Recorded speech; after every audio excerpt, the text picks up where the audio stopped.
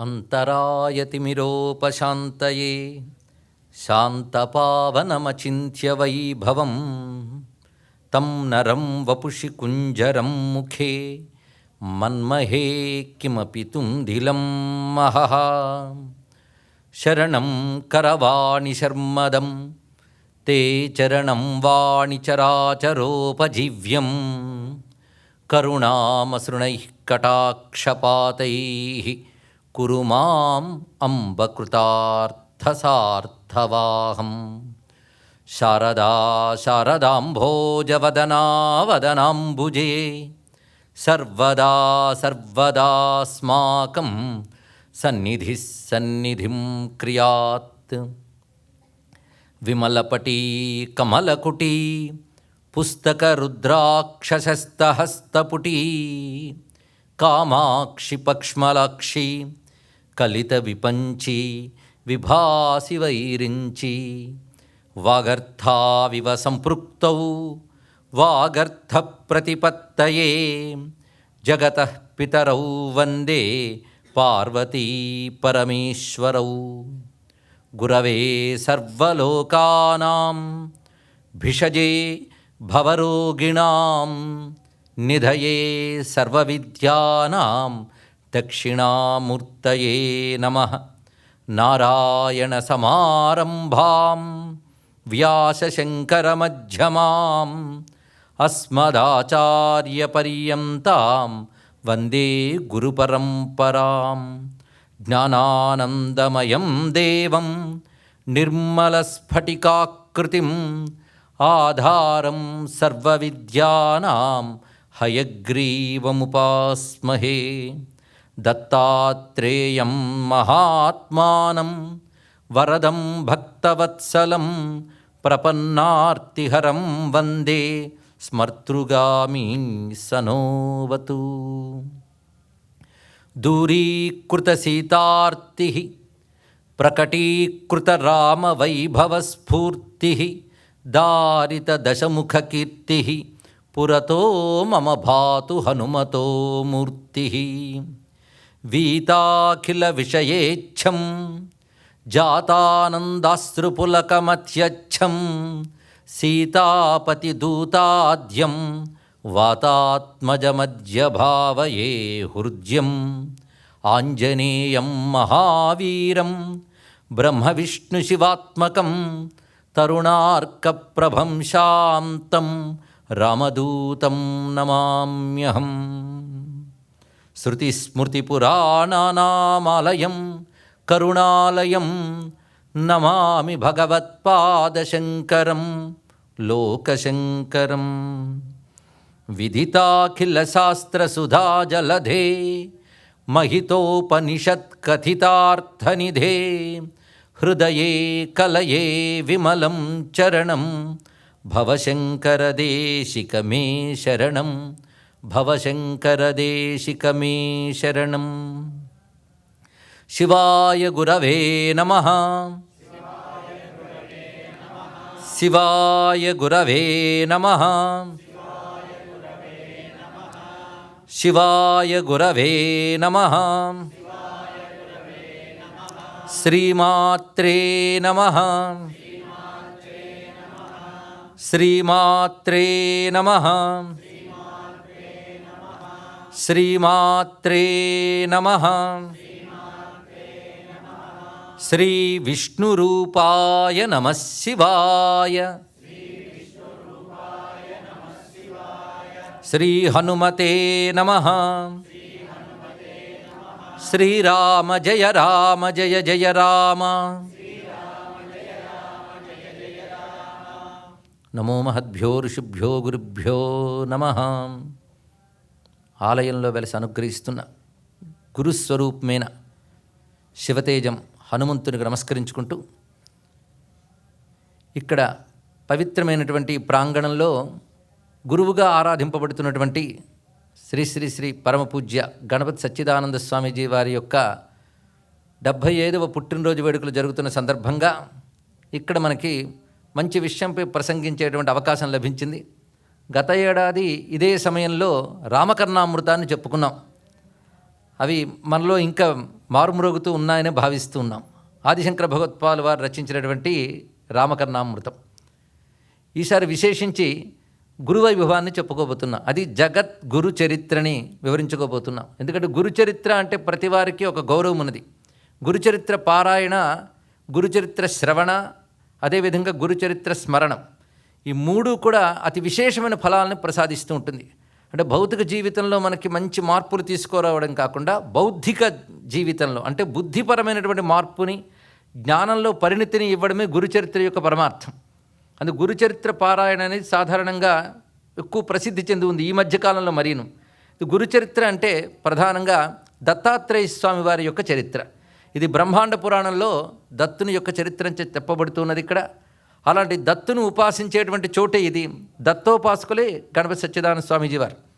అందుకు దత్తుని స్మరించిన ఆ గురువుని మనం ఒక్కసారి ఆరాధించినప్పటికీ కూడా ఇక్కడ గురువుగా మనం పూజిస్తున్న వారు సంతోషిస్తూ ఉంటారు ఇక్కడ. అందుకు గురు చరిత్ర అంటే దత్త చరిత్ర.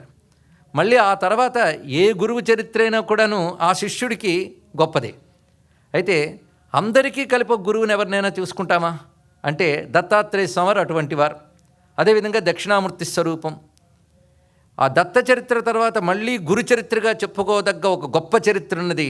అదే మనం 5 రోజులు చెప్పుకోబోతున్నాం. ఆ గురు చరిత్ర ఏమిటనేది తర్వాత వివరించుకుందాం. ముందు గురు తత్వాన్ని ఒక్కసారి అర్థం చేసుకునే ప్రయత్నం చేద్దాం. గురువు అనేది ఎప్పుడు ఒక వ్యక్తి కాదు. గురువు అనగా జ్ఞానం. ఆ జ్ఞానం ఏ గురువు ద్వారా లభిస్తుందో గురువుకి మనం నమస్కారం చేస్తున్నాం. కనుక మన నమస్కారం దేనికి వెళుతున్నట్టు? జ్ఞానానికి. జ్ఞానానికి నమస్కారం. అయితే జ్ఞానం ఇవ్వగలిగే శక్తి ఎవరికి ఉంటుంది? జ్ఞానం పరమాత్మ తప్ప ఇంకోటి ఇవ్వలేడు. ఎందువల్లంటే పరమాత్మ జ్ఞానస్వరూపం. పరమాత్మ జ్ఞానం ఎక్కడి నుంచో సంపాదించి మనకివ్వడు. లోకంలో ఒక ఉపాధ్యాయుడు, ఆచార్యుడు అయితే అతడు ఒక జ్ఞానాన్ని సంపాదించుకుని నేర్చుకుని అందులో ప్రవీణుడే మనకి జ్ఞానాన్ని చెప్తాడు. కానీ భగవానుడు అలాగా జ్ఞానం తెచ్చుకుని తెలుసుకుని మనకు చెప్పేవాడు కాడు. ఆయన దగ్గర ఉన్న శక్తి అనాది బోధ శక్తి అంటారు ఇక్కడ. అంటే ఒక దీపం కాంతినివ్వాలంటే ఎక్కడి నుంచో కాంతిని తీసుకురాదు. సూర్యుడు వెలుగునివ్వాలంటే ఎక్కడి నుంచో వెలుగు తెచ్చుకొచ్చి ఇవ్వడు. సూర్యుడు స్వయంగా వెలుగున ఇస్తాడు, ఎందుకంటే వెలుగు ఆయన కనుక. అదేవిధంగా జ్ఞానమే భగవంతుడు. అందుకే జ్ఞానానందమయం దేవం అని జ్ఞానం భగవత్ స్వరూపంగా మనం తెలుసుకుంటున్నాం. అందుకే జ్ఞానం మనకు వస్తున్న కొద్దీ భగవంతుడికి దగ్గర అవుతున్నాం. అజ్ఞానం నుంచి విడుదలే మోక్షం, మరేమిటో కాదు. మరణించిన తర్వాత దొరికే ఒకానొక ఆనందము మోక్షము అంటే అది సరియైన నిర్వచనం కాదు. మనలో ఉంటూ విశ్వమే తానయ్యుంటూ ఉన్నాడు భగవంతుడు. అది తెలుసుకోకుండా బ్రతుకుతున్నది అజ్ఞానం. అది తెలుసుకుని అనుభూతులకు తెచ్చుకుంటే జ్ఞానం, అంతే. దాన్ని అందించేది గురువే. అంటే సూర్యుడిని తెలుసుకోవాలంటే సూర్యుడి వెలిగే ఎలా ఆధారమో, జ్ఞానస్వరూపుడైన భగవంతుడి గురించి తెలుసుకోవాలంటే భగవంతుడి జ్ఞానాన్ని ప్రసాదించాలి. అందుకే ఏది కావాలన్నా భగవంతుడిని ఆశ్రయించాలని ఇక్కడున్న మనందరికీ తెలుసు. ఎందుకంటే భగవంతుని ఆశ్రయించే బుద్ధి కలిగిన వారే ఇవాళ శ్రోతలుగా వచ్చారు ఇక్కడ. ఏది కావాలన్నా అంటే లోకంలో సుఖం కావాలన్నా భగవంతుడిని ఆశ్రయించాలి, దుఃఖం పోవాలన్నా భగవంతుని ఆశ్రయించాలి. ఇది అందరికీ తెలిసిన విషయమే. అదేవిధంగా జ్ఞానం కావాలన్నా భగవంతుని ఆశ్రయించాలి. ఇందులో భగవంతుని మనం ఏది అడిగినా ఎలా అడుగుతామంటే తల్లిని అడిగినట్టు, తండ్రిని అడిగినట్టు అడుగుతాం. అందుకే త్వమేవ మాతాచ పితా త్వమేవ బంధుశ్చ సఖాత్వమేవ అని పరమాత్మని ప్రతివారు ఒక తల్లిలా తండ్రిలా గౌరవిస్తున్నాం. మన సర్వస్వం అతడే అని భావన చేస్తాం. అయితే భగవంతుని తల్లిగా తండ్రిగా ఎంత ఆరాధిస్తామో గురువుగా కూడా అంత ఆరాధించాలి ఇక్కడ. అందుకే తస్మై శ్రీ గురుమూర్తయే నమయిదం శ్రీ దక్షిణామూర్తయే అన్నారు ఆదిశంకరుల వారు. అందుకు పరమాత్మను గురువుగా ఆరాధించడం చాలా ప్రధానం. ఎందుకంటే ఇష్టమైనవి కలగడం, కష్టమైనవి తొలగడం తాత్కాలికమే. ఇది నిలవదు, అది నిలవదు. ఏది నిలిచేదో అది కావాలి. అది జ్ఞానం ద్వారా తప్ప మరి ఏది దేనివల్ల సాధ్యం కాదు అది. కనుక మీరు ఎలా భగవంతుడిని కొలిచినా, స్వార్థంతో కోరికతో కొలిచినా ఆయన ముందు మీ కోరిక తీర్చుతున్నట్టే తీర్చి త్వరగా మీకు వివేకాన్ని కలిగించి చిత్తశుద్ధినిచ్చి జ్ఞానాన్ని ఇస్తాడు. జ్ఞానం ఇస్తే కానీ ఆయనకు తృప్తి ఉండదు, అంతే. ఎందుకంటే తల్లిదండ్రులకు కూడా పిల్లవాడు బాగా ఎదిగి బాగుండాలని ఉంటుంది, కానీ కేవలం వాడు ఇప్పుడు తమ ముందు ఆడుతూ తిరగాలని ఎవరు అనుకోరు కదా. మొట్టమొదటి పిల్లవాడు లెక్కలు నేర్చుకునేటప్పుడు తల్లి లెక్క చేస్తే చాక్లెట్ ఇస్తానురా అంటుంది. అప్పుడు వాడు చాక్లెట్ కోసం లెక్క చేస్తాడు. పిల్లవాడికి కనబడుతుంది చాక్లెట్, తల్లికి కనబడుతుంది వీడు లెక్కల్లో ప్రవీణుడే ప్రయోజకుడు కావాలని. కానీ జీవితాంతము చాక్లెట్ తింటూ జీవించుమని ఏ తల్లి దీవించదు. ఎలాగైతే అక్కడ చాక్లెట్ అనేది చూపిస్తూ జ్ఞానం అనేది తల్లిస్తున్నదో అలాగే లౌకికమైన ఫలాలనే చాక్లెట్లు మనకు చూపిస్తూ జ్ఞానాన్ని ఇవ్వాలనుకుంటాడు పరమాత్మ. ఆ జ్ఞానం ఇచ్చే స్వరూపం పేరు గురుస్వరూపము. అందుకే భగవంతుని గురువుగా ఉపాసించడం చాలా ప్రధానమైనటువంటి లక్ష్యం కావాలి మనకి. పైగా గురువు ద్వారా జ్ఞానం వస్తుంది. జ్ఞానం 2 రకాలు. ఒకటి లౌకికమైన జ్ఞానం, ఇంకొకటి పారమార్థిక జ్ఞానం. లౌకిక జ్ఞానం అనేకం, పారమార్థిక జ్ఞానం ఏకం. లౌకిక జ్ఞానాలు చాలా ఉన్నాయి. ఒకటి గణిత శాస్త్రంలో ప్రవీణుడు, ఇంకోటి సంగీతం, ఇంకోటి సాహిత్యం, ఇంకోటిది ఇంజనీరింగ్. ఇలా రకరకాల లోక జ్ఞానాలు ఉన్నాయి. ఇవన్నీ కూడా లోక వ్యవహారంలో బాగుంటాయి ఇక్కడ. కానీ పరమార్థ జ్ఞానం మోక్షానికి పనికొచ్చేది. ఆ విద్య పేరు పరావిద్య. లౌకిక జ్ఞానాల పేరు అపరావిద్య. అపరావిద్య అయినా పరావిద్య అయినా ఏదైనా విద్యే. కనుక విద్య అనేది ఏ రూపంలోనో గౌరవించవలసిందే. కానీ ఇందులో మనం కొంచెం ఆలోచించని తెలుస్తుంది, ఏ విద్య గొప్పది? ఇందులో పరావిద్య గొప్పది. ఎందుకంటే కృష్ణ పరమాత్మ కూడా భగవద్గీతలో విభూతి యోగంలో అధ్యాత్మ విద్యా విద్యానాం అన్నాడు. అన్ని విద్యల్లో అధ్యాత్మ విద్య నా యొక్క విభూతి అని చెప్పాడు. అందుకే అధ్యాత్మ విద్య తెలుసుకుంటేనే శ్రేష్టమైన విద్య తెలుసుకున్నట్లు. మిగిలినవన్నీ లోకయాత్ర. లోకమే శాశ్వతం కాదు, లోకంలో ఉన్న మనము శాశ్వతం కాదు. కానీ లోకయాత్రకి ఎంత కావాలో అంత. మనం ఎక్కడికి ప్రయాణానికి బయలుదేరి రిజర్వేషన్ చేయించుకుంటాం సౌకర్యంగా ఉండేటువంటి ప్రయాణం కోసం. కానీ రిజర్వేషన్ చేసుకోవడం, సౌకర్యమైనటువంటి సీటు, బెడ్ అన్నీ మంచివే. కానీ పరమార్థం అది కాదు. స్టేషన్ వచ్చినప్పుడు దిగడం పరమార్థం. కానీ మీరు చాలా బాగున్నాయని అందులోనే కూర్చుంటారంటే బాగుండదు కదా. కనుక వెళ్ళవలసిన లక్ష్యం ప్రధానం. త్రోవలో సౌకర్యాలు బాగానే ఉంటాయి. కనుక లౌకిక వ్యవహారాలని సౌకర్యాలుగా భావిస్తూ పరమార్థమును దృష్టి పెట్టుకు వెళ్ళడం ఎంత అవసరమో, అదేవిధంగా ఈ లోక విద్యలు ఎంత అవసరమంత నేర్చుకుంటూ పరమార్థ విద్యపై దృష్టి పెట్టుకోవడం అంత అవసరం. ఏ విద్య ఇవ్వాలన్నా ఆయనే ఇవ్వాలి. ఈశాన సర్వ విద్యానాం ఈశ్వర సర్వభూతానాం అని వేదమే చెప్తుంది పరమాత్మని. సర్వ విద్యలకే ఆయన ఈశ్వరుడు. అంతేకాదు కేవలం ఎడ్యుకేషన్ డిపార్ట్మెంటే నాది, మిగిలినవి నేను చూసుకొని అన్నాడు ఆయన. ఈశ్వర సర్వభూతానం, సర్వ ప్రాణికోట్లకు ప్రభు ఆయన. కనుక విశ్వాన్ని నిర్వహించే పరమేశ్వరుణ్ణి ముందు విద్యలకు ప్రభువుని ఎందుకన్నారంటే, మాకు కావలసింది విద్య అయ్యా, తప్పకుండా ఇవ్వు. అందుకే నా బుద్ధికి ఏ జ్ఞానముస్తో తరిస్తానో ఆ జ్ఞానాన్ని ప్రసాదించు అని భగవంతుని ప్రార్థన చేయాలి ఇక్కడ. ఎందుకంటే ఎంత గురువు ఎన్ని చెప్పినా అసలు గురువు ఎవరో తెలుసా? మీరే. మీకు మీరే అసలు గురువు. ఇది బాగా తెలుసుకోవాల్సిన అవసరం. ఎందుకంటే గురువుగారు చెప్పారని ఎవరు చేయరు. గురువుగారు చెప్పింది నాకు నచ్చిందని చేస్తారు. అవునా లేదా? గురువుగారికి ఏం పోయి చాలా చెప్తారు ఇక్కడ. కానీ శిష్యుడిగా చెయ్యాలి అనిపించాలి కదా. కనుక అసలు ముందు చేయించింది ఏది? వీడి బుద్ధి. కనుక వాడి బుద్ధే వాడికి అసలు గురువు. కనుక మన బుద్ధిని మనకు గురువుగా మార్చగలిగే గురువుకి నమస్కారం చేసుకోవాలి ఇక్కడ. అందుకు మన బుద్ధిని ప్రేరేపణ చేసి సనో బుద్ధ్యా శుభయా సంయునక్తు అని ఉపనిషన్ మాత కీర్తన చేస్తోంది ఇక్కడ. సహ నహ బుద్ధ్యా శుభయా సంయునక్తు అంటే ఆ పరమేశ్వరుడు మా బుద్ధిని ఎప్పుడు శుభముతో కలుపుగాక అని దీని యొక్క భావం. అంటే అర్థం, ఈ బుద్ధికి శుభమైన ఆలోచనలు రావాలి, శుభమైన నిర్ణయాలు రావాలి. అప్పుడు క్రియ కూడా శుభంగా ఉంటుంది, ఫలం కూడా శుభంగా ఉంటుంది. ఒక్క కోరికలో ఎన్ని పెట్టారో చూడండి ఇక్కడ. కనుక ఇన్ని కోరుకోవడం కాదు, ఒక్క కోరిక చాలు. నా బుద్ధి బాగుండాలి, ఇది తప్ప మనం అన్నీ కోరుకుంటాం, అందుకే శాంతి ఉండదు. బుద్ధి బాగుండాలని ఒక్కడు కోరుకోండి, అదే 3 సంధ్యల్లో కోరుకోండి అయ్యా అని ధియోయోన ప్రచోదయాత్ అన్నారు. దాన్ని బుద్ధిం యాన ప్రచోదయాత్ అన్నారు ఇక్కడ. కానీ బుద్ధిని ప్రేరేపించేది భగవత్ చైతన్యం. ఆ బుద్ధిని ఎటువైపు ప్రేరేపించాలి?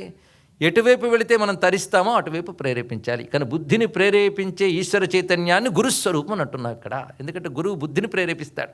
కానీ పరమేశ్వరుని గురువుగా ఉపాసించాలి. అసలు ఆది గురువు ఎవరు? జగద్గురువు ఎవరు? ఈ ప్రశ్న వేసుకుంటే జగత్తి గురువు సాక్షాత్ భగవంతుడే. అందుకే మన సంస్కృతిలో మీ సంస్కృతికి మీ జ్ఞానానికి ఎవరయ్యా ఆది అని అడిగితే మనం పరమేశ్వరుడే ఆదిని చెప్పుకుంటాం. ఎందుకంటే సృష్టికి పూర్వం ఉన్నవాడు పరమేశ్వరుడు. ఆయనకు పూర్వం మరేది లేదు, ఉన్నది ఆయనే. సృష్టికి పూర్వం, సృష్టి యందు, సృష్టి అనంతరం కూడా ఉండేవాడెవడు? వాడిని పరమేశ్వరుడు అని అంటున్నాం ఇక్కడ. ఆ పరమేశ్వరుడే జ్ఞానస్వరూపుడు కనుక ఈ సృష్టిని విస్తరించే జ్ఞానం ఆయనది. ఆ విస్తరింపజేసేటప్పుడు తన నుండి ప్రకటమైన మొదట సృష్టికర్త అయిన బ్రహ్మదేవుడికి ఆయన జ్ఞానాన్ని ప్రదానం చేశాడు. అది వేదాల రూపంలో అందించాడు ఇక్కడ. వేదములు అనగానే తెలుసుకోవాల్సింది ఒక పుస్తకం కాదు, ఒక టెక్స్ట్ బుక్ కాదు. ఇక్కడ శివుడో విష్ణువో బ్రహ్మకు వేదాలు ఇచ్చారంటే వైకుంఠం ప్రెస్లోంచో లేకపోతే కైలాసం ప్రెస్లోంచో వేదాలు ప్రింట్ చేసి ఇచ్చి దీనితో సృష్టి చేయరా అని చెప్పలేదు ఇక్కడ. ఇది వంటల పుస్తకాలు చూసుకుందరు వంటలు వండినట్లు వేదం పుచ్చుకుని ఆయన సృష్టి చేయట్లేదు ఇక్కడ. జ్ఞానం అంటే చేతికిచ్చిన పుస్తకం కాదు, మస్తకానికి ఇచ్చిన తెలివి, అది తెలుసుకోవాల్సినది. అందుకే ఇక్కడ పరమేశ్వరుడు బ్రహ్మదేవుడికి వేదం అనే జ్ఞానాన్ని ఇచ్చాడు. అసలు వేదం అనే మాటకి అర్థం విద్ జ్ఞానే అనే ధాతువు ప్రకారంగా వేదం అంటే జ్ఞానం అనే అర్థం. ఈ సృష్టి నిర్మాణ జ్ఞానం, సృష్టి రహస్య జ్ఞానం ఏదైతే ఉన్నదో దాని పేరు వేదం. ఆ జ్ఞానాన్ని పరమేశ్వరుడే ప్రదానం చేశాడు సృష్టికర్త అయిన బ్రహ్మదేవునికి. ఆ బ్రహ్మదేవుని తర్వాత వచ్చినటువంటి వాళ్ళు మహర్షులు. ఆ మహర్షులందరూ బ్రహ్మ ద్వారా ఆ వేద జ్ఞానాన్ని తెలుసుకుని దానిని ఏ ఏ ప్రక్రియల్లో లోకంలో అమలుపరచాలో బోధించారు ఇక్కడ. కనుక మన జ్ఞానం ఎక్కడి నుంచి వచ్చిందో పరిశీలించండి ఇక్కడ. అలాంటి మహర్షుల పరంపర అంతా కూడా మనకి జ్ఞానం ఇచ్చింది. అందుకే వేదం అంటే ఏమిటి అంటే మహర్షులు అతీంద్రియ శక్తితో దర్శించిన శాశ్వత సత్యాల సమాహారము వేదము. మళ్ళీ ఒకసారి నిర్వచనాన్ని రిపీట్ చేస్తున్నాం, పునరావృత్తి చేస్తున్నాం. ఈ మాట స్వామి వివేకానంద చెప్పాడు. హిందూయిజం అంటే ఏమిటి అంటే డెఫినిషన్ ఇది. అది అతీంద్రియ శక్తి కలిగిన మహర్షులు తపశ్శక్తితో దర్శించినటువంటి శాశ్వత సత్యాల సమాహారము వేదము. ఆ వేదాన్ని ఆధారం చేసుకుని ఉద్భవించిన ధర్మమే హిందూ ధర్మము. ఇది స్పష్టమైన నిర్వచనం తెలిసింది కదా. కానీ వేదానికి ఒకడు కర్త లేడు. వేదం అనేక మంది మహర్షులు తపశ్శక్తితో దర్శించిన జ్ఞానం. లోకంలో 2-3 మాట్లాడిన పుస్తకాలుగా తెస్తే పరస్పరం విరుద్ధంగా కనబడతాయి. మరి ఇంతమంది మహర్షులు ఇన్ని రకాల జ్ఞానం ఇచ్చినా పరస్పర విరుద్ధం లేదు. చూడండి ఇక్కడ ఒక్కొక్కరు ఒక్కొక్క గొప్ప జ్ఞానాన్ని బోధించారు. కానీ ఒకదానికోటి విరుద్ధం కాదు, ఒకదానికోటి సహకారి అయి పరిపూర్ణత ఇస్తున్నది. ఎందుకంటే వారు ఆలోచించి ఊహించి తెచ్చుకున్న జ్ఞానం కాదు, తపస్సుతో దర్శించిన సత్యం అది. అందుచేత ఆ మహర్షులు ఇచ్చిన జ్ఞానం అంత స్ఫుటంగా స్పష్టంగా దృఢంగా ఉంది. సృష్టిలో ఎవరైనా సరే ఏ జ్ఞానం గురించి మాట్లాడినా అది ఖచ్చితంగా మూల రూపంలో వేదంలో ఉండి తీరుతుంది, అందులో సందేహం లేదు. నిజమా అండి అంటే తెలుసుకునే ప్రయత్నం చేయండి, తప్పకుండా దొరుకుతుంది ఇక్కడ. అలాగే వేదము అనంతమైన జ్ఞాన సంపద. అది భగవత్ స్వరూపముగా బ్రహ్మకు ప్రాప్తించింది. అయితే వేదము వేరు, భగవంతుడు వేరు కాదు. వేదశివ శివో వేద అన్నారు ఇక్కడ.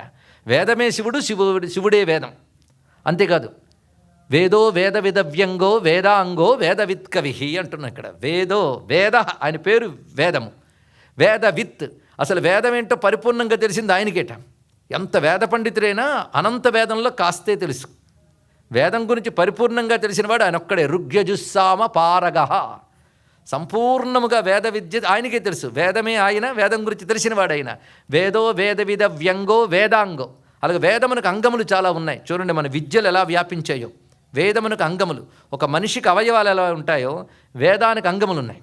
వేదం ప్రధానంగా ఋగ్యజుస్సామ అధర్వణ రూపమైతే దానికి అంగములుగా ఉన్నటువంటివి 6 షడంగములు అంటారు ఇక్కడ. శిక్ష, వ్యాకరణ, ఛంద, నిరుక్త, జ్యోతిష, కల్ప 6 శాస్త్రాలు. ఇక్కడ ముఖ్యంగా యువత తెలుసుకోవాలి.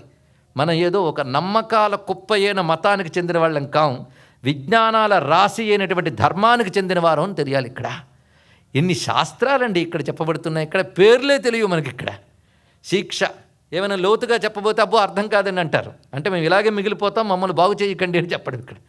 నేను విశేషమైన అంశంలో శిక్ష, వ్యాకరణ, నేను పేర్లే చెప్పాను, వాటికి శాస్త్రాలు ఉన్నాయి. శిక్షాశాస్త్రం, వ్యాకరణ శాస్త్రం, అలాగే ఛంద, జ్యోతిష, కల్ప, నిరుక్త 6. వీటిని షడంగములు అంటారు. ఇవి వేదమునకు ప్రధానాంగములు. అంటే మనిషి కాళ్ళు చేయి ఎలాగో అలాగా. ఉపాంగములను మళ్ళీ ఉన్నాయి. అంటే వేళ్ళు, కీళ్ళు మొదలైనవిలాగా. ఉపాంగాలు ఏమంటే పురాణము, న్యాయశాస్త్రము, ధర్మశాస్త్రము, ఇవన్నీ కూడాను మీమాంసా శాస్త్రము, ఇవన్నీ ఉపాంగములు. ఇది అంతా కలిపితే వేద విద్య. వీటిని మహర్షులు మనకి విస్తరింపజేసి తీసుకొచ్చారు. ఇలాంటి మహర్షి పరంపర అంతా కూడా మనకి రకరకాలుగా విజ్ఞానాన్ని అందిస్తున్నది. కనుక జ్ఞానము, విద్య అది ఎక్కడి నుంచి వచ్చిందో మొదలు పెట్టుకుంటే మొట్టమొదట భగవంతుడే ఈ వేద విజ్ఞానాన్ని బ్రహ్మదేవునికి ప్రసాదిస్తే బ్రహ్మ ద్వారా మహర్షులు పొందారు. మహర్షులు రకరకాల శాస్త్రాల ద్వారా వాటిని పరంపరగా బోధించుతూ వచ్చారు. పరంపర అంటే గురువు నుంచి శిష్యుడు, శిష్యుడి నుంచి మళ్ళీ శిష్యులు, ఇలా పరంపరా ప్రాప్తం. అందుకు ఒక పరంపర, ఒక సంప్రదాయం. కనుక విద్యకు మరొక పేరు సంప్రదాయం. అందుకే ఎప్పుడేది మాట్లాడినా సంప్రదాయబద్ధంగా మాట్లాడాలండి అంటూ ఉంటారు. ఇక్కడ శంకర భగవత్పాదుల వారు భగవద్గీతకు భాష్యం రాస్తూ అసంప్రదాయ బహుశాస్త్రవిత్ అపి మూర్ఖవత్ ఉపేక్షణీయ అన్నాడు. ఇక్కడ సంప్రదాయం తెలియనివాడు ఎన్నో శాస్త్రాల్లో పండితుడైనప్పటికీ కూడా వాడిని మూర్ఖుళ్ళ పక్కకు తోసేయన్నాడు ఇక్కడ. అందుకు సంప్రదాయం ఉండాలి, ఒక పరంపర ఉండాలి. సంప్రదాయం అనే మాటకు కూడా ఒక్కసారి అర్థం తెలుసుకుంటే సంప్రదాయేశ్వరి సాధ్వి మళ్ళీ జగద్గురువే. అమ్మవారి దగ్గరికి వచ్చేసాం మళ్ళీ. గురుమండల రూపిణి సంప్రదాయేశ్వరి సాధ్వి. అంత గొప్ప మాట చెప్పాడో చూడండి. సంప్రదాయమునకు ఆవిడ ఈశ్వరి. ఈశ్వరి అంటే ప్రభ్వి, నాయకురాలు, పాలకురాలు. అంటే సంప్రదాయాన్ని ఆవిడ పాలిస్తున్నది. ఇంకొక అర్థం దీనికి, సంప్రదాయంలో ఉన్నవారిని ఆవిడ పాలిస్తుంది. సంప్రదాయం లేకపోతే ఆవిడ పాలన వాడికి దొరకదు. ఆవిడ పాలన దొరకకపోతే ఆవిడ బ్రతికి ఏమవుతుంది? దిక్కులేనిది అవుతుంది. కనుక అమ్మవారి రక్షణ మనకు లభించాలంటే మన సంప్రదాయంలో ఉండాలి. అందుకే సత్సంప్రదాయం అని ఒక మాట ఉన్నది మనకి ఇక్కడ. ఎందుకంటే సంప్రదాయంలో మంచి మార్గములు చెప్పబడుతూ ఉంటాయి. మార్గము అంటే మనం అనుసరించేది కదా. సంప్రదాయంలో చెప్పబడిందే మనం అనుసరిస్తూ ఉంటాం. మార్గానికి సంస్కృతంలో అధ్వము అంటారు ఇక్కడ. ఈ అధ్వములన్నీ కూడా మంచివి. అందుకే సంప్రదాయం ప్రకారంగా ఏర్పడిన అధ్వములు, ఈ మార్గములు ఏవైతే ఉన్నాయో, ఎందుకంటే మన వేద సంప్రదాయంలో ఈ పద్ధతిలోనే తరించుతావు అని లేదు, ఎన్నో పద్ధతులు చెప్పారు ఇక్కడ. ఒక పద్ధతి కాదు, చాలా పద్ధతులు ఉన్నాయి. ఏమిటండి, చేరవలసింది ఒకే భగవంతుడిని కదా. ఇన్ని మార్గాలు ఏమిటంటే భగవంతుడు ఒక్కడే, మనం అనేకం. వచ్చింది బాధ అది ఇక్కడ. ఒక్కొక్కడు బుద్ధికి ఒక్కొక్క లక్షణం, వాడి జీవ సంస్కారం, వాడి జీవ లక్షణాలు, వాడి రుచులు. అందుకే జివ్వకో రుచి పుర్రుకో బుద్ధి అని సామెత ఉంది మనకి ఇక్కడ. రుచీనాం వైచిత్ర్యాద్ రుచికుటల నానా పదజుషాం రుణామేకో గమ్య త్వమసి పైసామర్ణవయివా అని చెప్తూ ఉన్నారు. నదులు ఎన్నైనా గమ్యం సముద్రమే, కానీ ఒక్కొక్క నదిది ఒక్కొక్క నడక, ఒక్కొక్క జీవుడిది ఒక్కొక్క పోకడ. అందుకు ఆయా జీవులకి తగ్గ విధానం ఏర్పరచాలి. అందుకు రకరకాల కర్మ మార్గాలు, రకరకాల ఉపాసనా మార్గాలు, రకరకాల విచారణ మార్గాలు, యోగ మార్గాలు, తర్క మార్గాలు, అన్నీ కూడా వేదమును ఆధారం చేసుకుని వచ్చాయి. అదే ఆశ్చర్యకరమైన అంశం. ఇన్ని రకాల మార్గాలు వేదం చెప్పింది. ఎందుకంటే రకరకాల జీవలక్షణాలు వాళ్ళు ఉంటారు కనుక వారిని ఆ విధంగా సంస్కరిస్తూ తీసుకురావడానికి అన్ని అధ్వములు ఏర్పరిచింది. ఈ అధ్వములన్నీ సత్సంప్రదాయం ద్వారా వచ్చినవే కనుక అధ్వములన్నీ కలిపి నడుపుతోంది కనుక సాధ్వి, సా అధ్వి అంటే గొప్ప మార్గములు కలది అని అర్థం. ఈ మార్గాల్ని మనకు ఎవరైతే చెప్పారో వారు గురువులు. ఈ గురువులు ఎటువంటి వారంటే ఒక గురువు ద్వారా విద్య రాదండి, గురువుల సమూహం. అంటే మనకు ఒక గురువుని చెప్పుకుంటే దానికి పరమ గురువు, పరమిష్టి గురువు, పరాపర గురువు, ఇంకా చాలా వెళ్ళగలిగితే గురు మండలం కనబడుతుంది. మండలం అంటే సమూహం. ఈ గురువులందరూ కలిసి ఆయన పేరు ఇదండి, ఈయన పేరు ఇదని కాదు. ఈ గురువుల ద్వారా వచ్చిన విద్య మాత్రం భగవత్ స్వరూపమే కదా. కానీ గురుమండలం అంతా కూడా అమ్మవారి రూపంగా ఉపాసించడా అని చెప్తూ గురుమండల రూపిణి అన్నారు ఇక్కడ. సంప్రదాయేశ్వరి సాధ్వి గురుమండల రూపిణి. ఎంత గొప్ప భావం ఇక్కడ చెప్పబడుతున్నది ఇక్కడ. కనుక సంప్రదాయం అనే మాటకు అర్థం చెప్పుకుందాం. దాయం అంటే ఇవ్వబడినది అని అర్థం, గివెన్. ప్రదాయం అంటే గొప్పగా ఇవ్వబడినది అని అర్థం. సమ్ అంటే సమ్యక్. సమ్ అంటే ఇంగ్లీష్ సమ్ కాదు, ఇంగ్లీష్లో కూడా 2 సమ్ములు ఉన్నాయిగా. సరే, సమ్యక్ అంటే సంపూర్ణం అని అర్థం ఇక్కడ.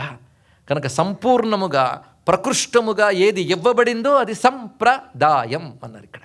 అంటే సంపూర్ణమైన జ్ఞానంతో గొప్పగా ఇవ్వబడింది, అది సంప్రదాయం. అది ఎవరిచ్చారు?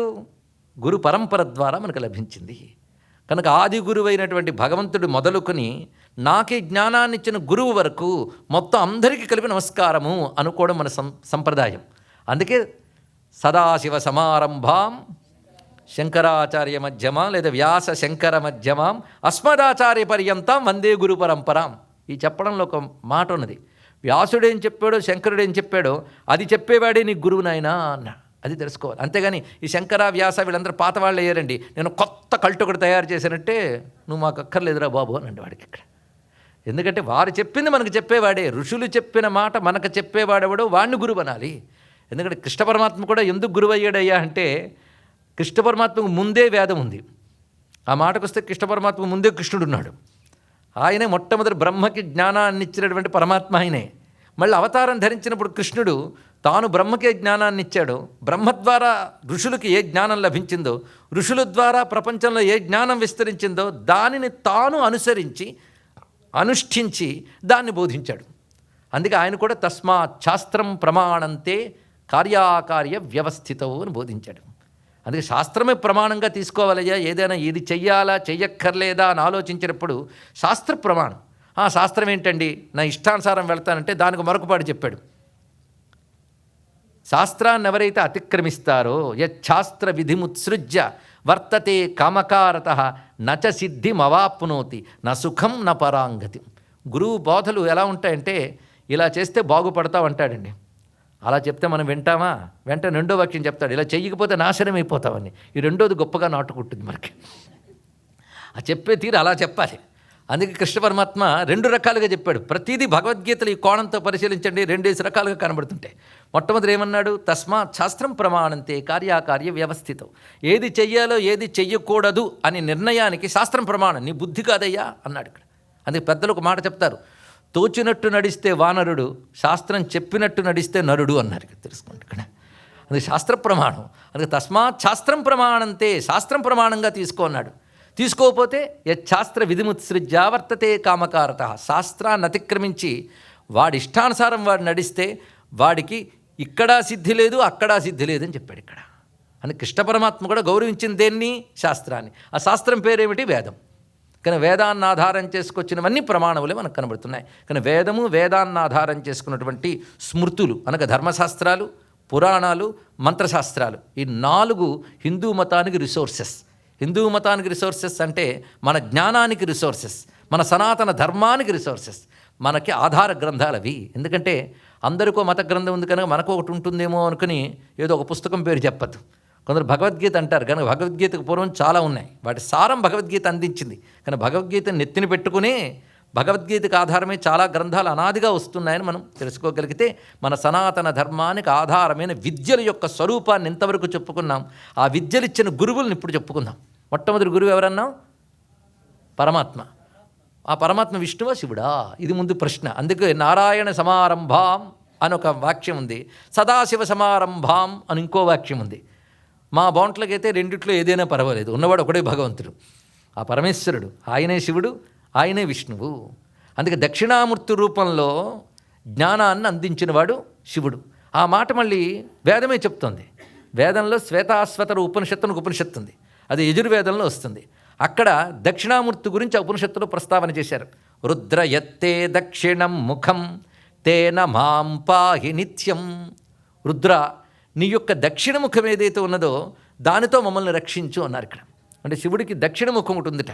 దక్షిణ ముఖం అంటే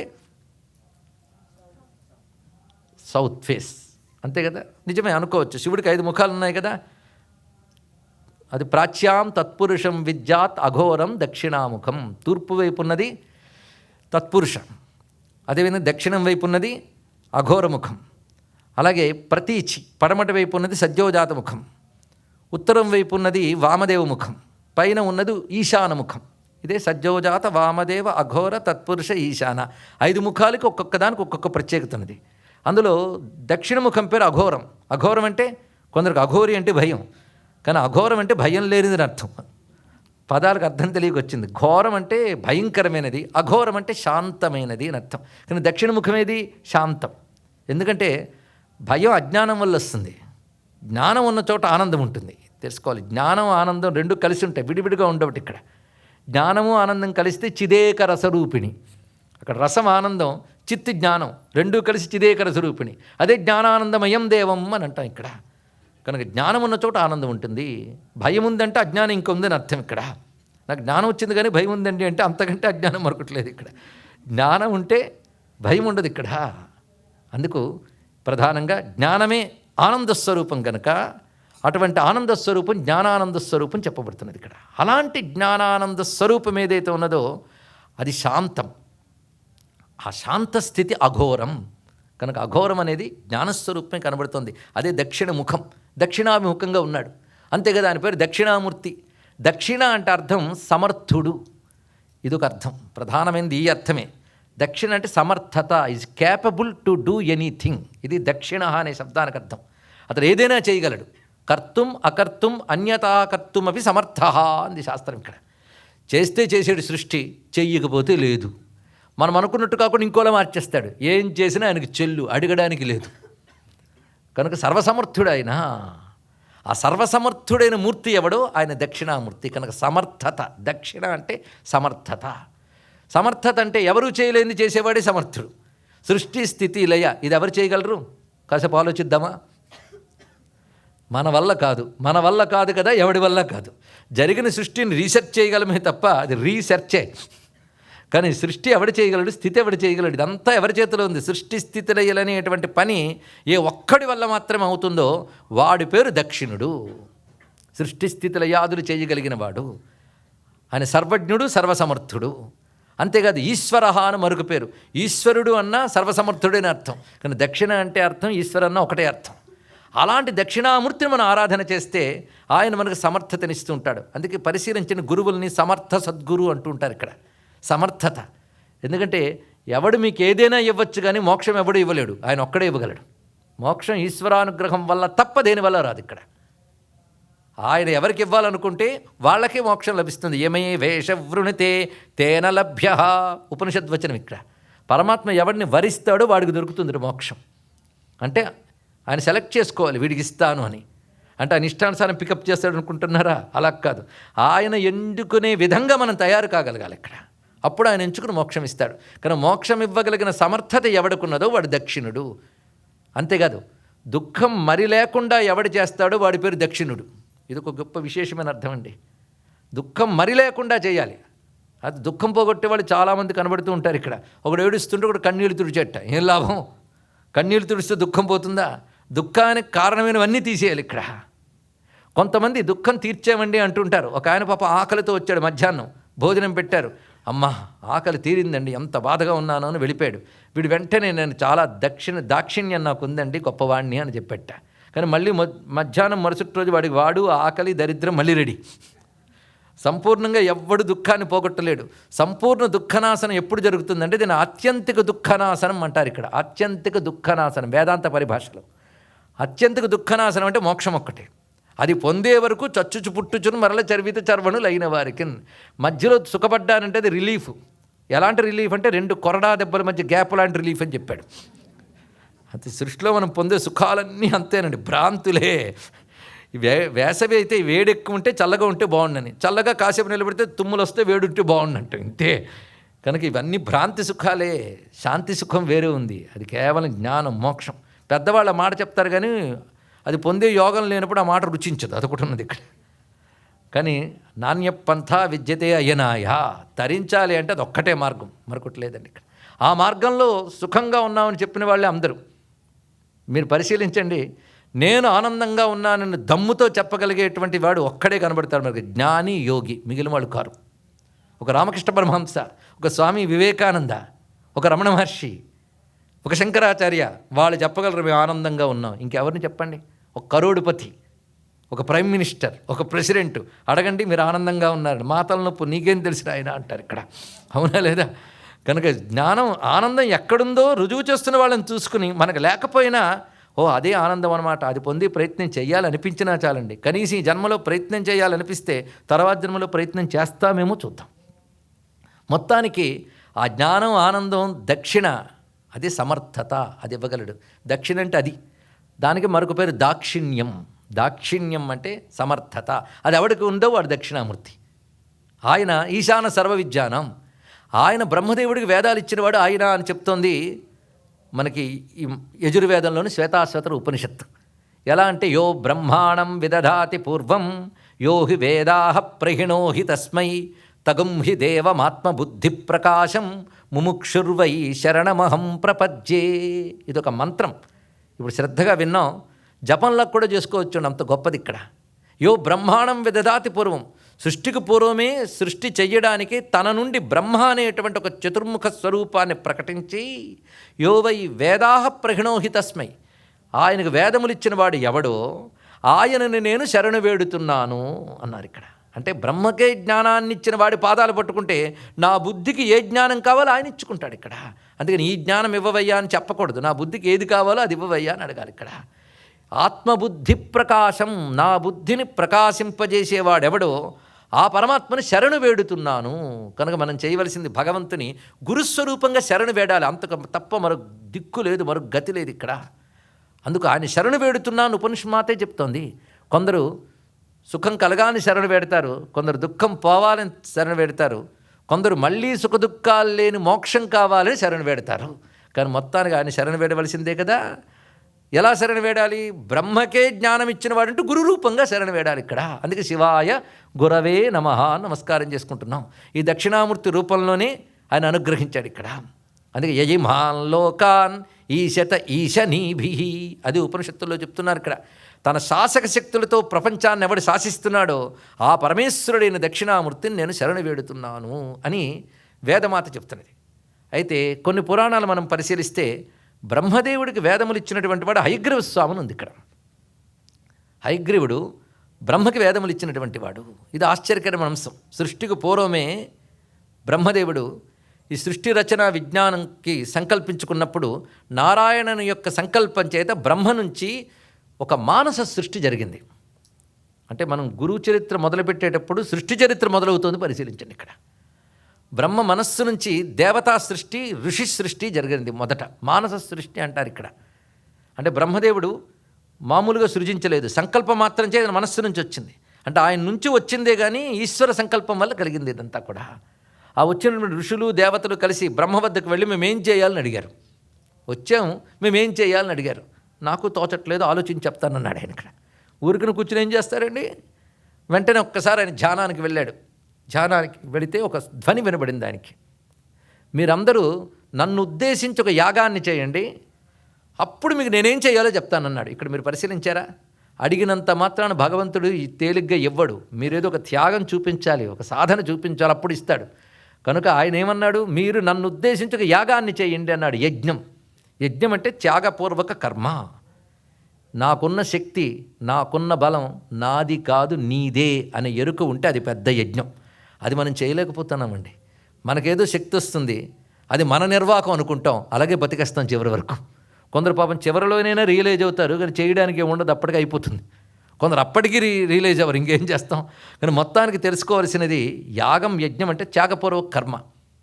అప్పుడు బ్రహ్మదేవుడు సరేనని ధ్వని మాత్రమే విన్నారు, కానీ మూర్తిని చూడలేదు. అప్పుడు వాళ్ళు దేవతలకు ఆజ్ఞాపించాడు, మనం నారాయణ యాగం చేద్దామని నారాయణార్పణ దృష్టితో ఒక యాగాన్ని చేశారు.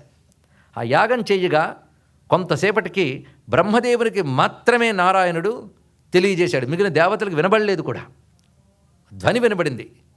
ఏమనంటే, మీరు చేసింది యాగం కదా, ఇప్పుడు నేను మీకు చెప్తున్న విధానం ఏంటంటే, ఇప్పుడు సృష్టి చేయండి నేను చెప్పిన ప్రకారంగా. సృష్టి చేసినప్పుడు బుద్ధిజీవులైన మానవులు యజ్ఞయాగాల ద్వారా దేవతలను తృప్తిపరుస్తారు. దేవతలు తద్వారా మానవులను ఆనందింపజేస్తారు, ప్రకృతిని ఆనందింపజేస్తారు. కనుకనే మానవ కోటి, ప్రకృతి, దేవతలు మూడు ఉంటాయి. ఎప్పుడు తెలుసుకోవాల్సిన అంశం ఇది ప్రధానం. మనం అందరం ప్రకృతి నుంచి అన్నీ కావాలనుకుంటున్నాం, అంతే కదా. ప్రకృతి నుంచి అన్నీ కావాలంటే ప్రకృతిని శాసించే శక్తులు దేవతలు. కానీ దేవతలనగా ప్రకృతిని శాసించే ఈశ్వరుని శక్తులు.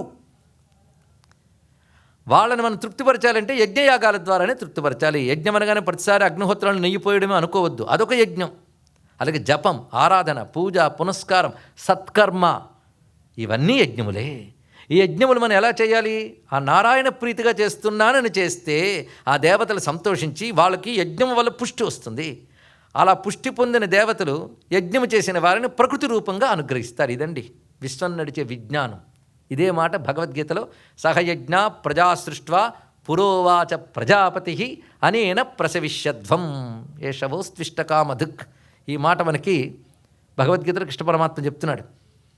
సృష్టి ఆరంభంలో యజ్ఞములు, దేవతలు, మానవులు. కనుక మానవులు యజ్ఞముల ద్వారా దేవతలను తృప్తిపరిస్తే దేవతలు వాళ్ళ అనుగ్రహం ద్వారా తృప్తిపరుస్తుంటారు. ఇది యజ్ఞ చక్రం అన్నారు. మీరు నారాయణ యాగం చేశారు, అది చెయ్యమని ఎందుకు చెప్పానంటే యజ్ఞం ద్వారానే మీకు బలమని చెప్పడానికి అది చేయించానని చెప్పాడు విష్ణువు. చెప్పిన తర్వాత దేవతలు సంతోషించారు, వారి వారి చోట్లకు వెళ్ళారు. బ్రహ్మదేవుడి ధ్యానంలో కూర్చునున్నాడు. ఇప్పుడు ఆ యజ్ఞం ఎలా చేయాలో ఆ విజ్ఞానం కావాలి కదా. అది ఎలా చేయాలి, దాని మంత్రం ఏమిటి, దేవత ఏమిటి, క్రియ ఏమిటి, ఆ నాలెడ్జ్ కావాలి.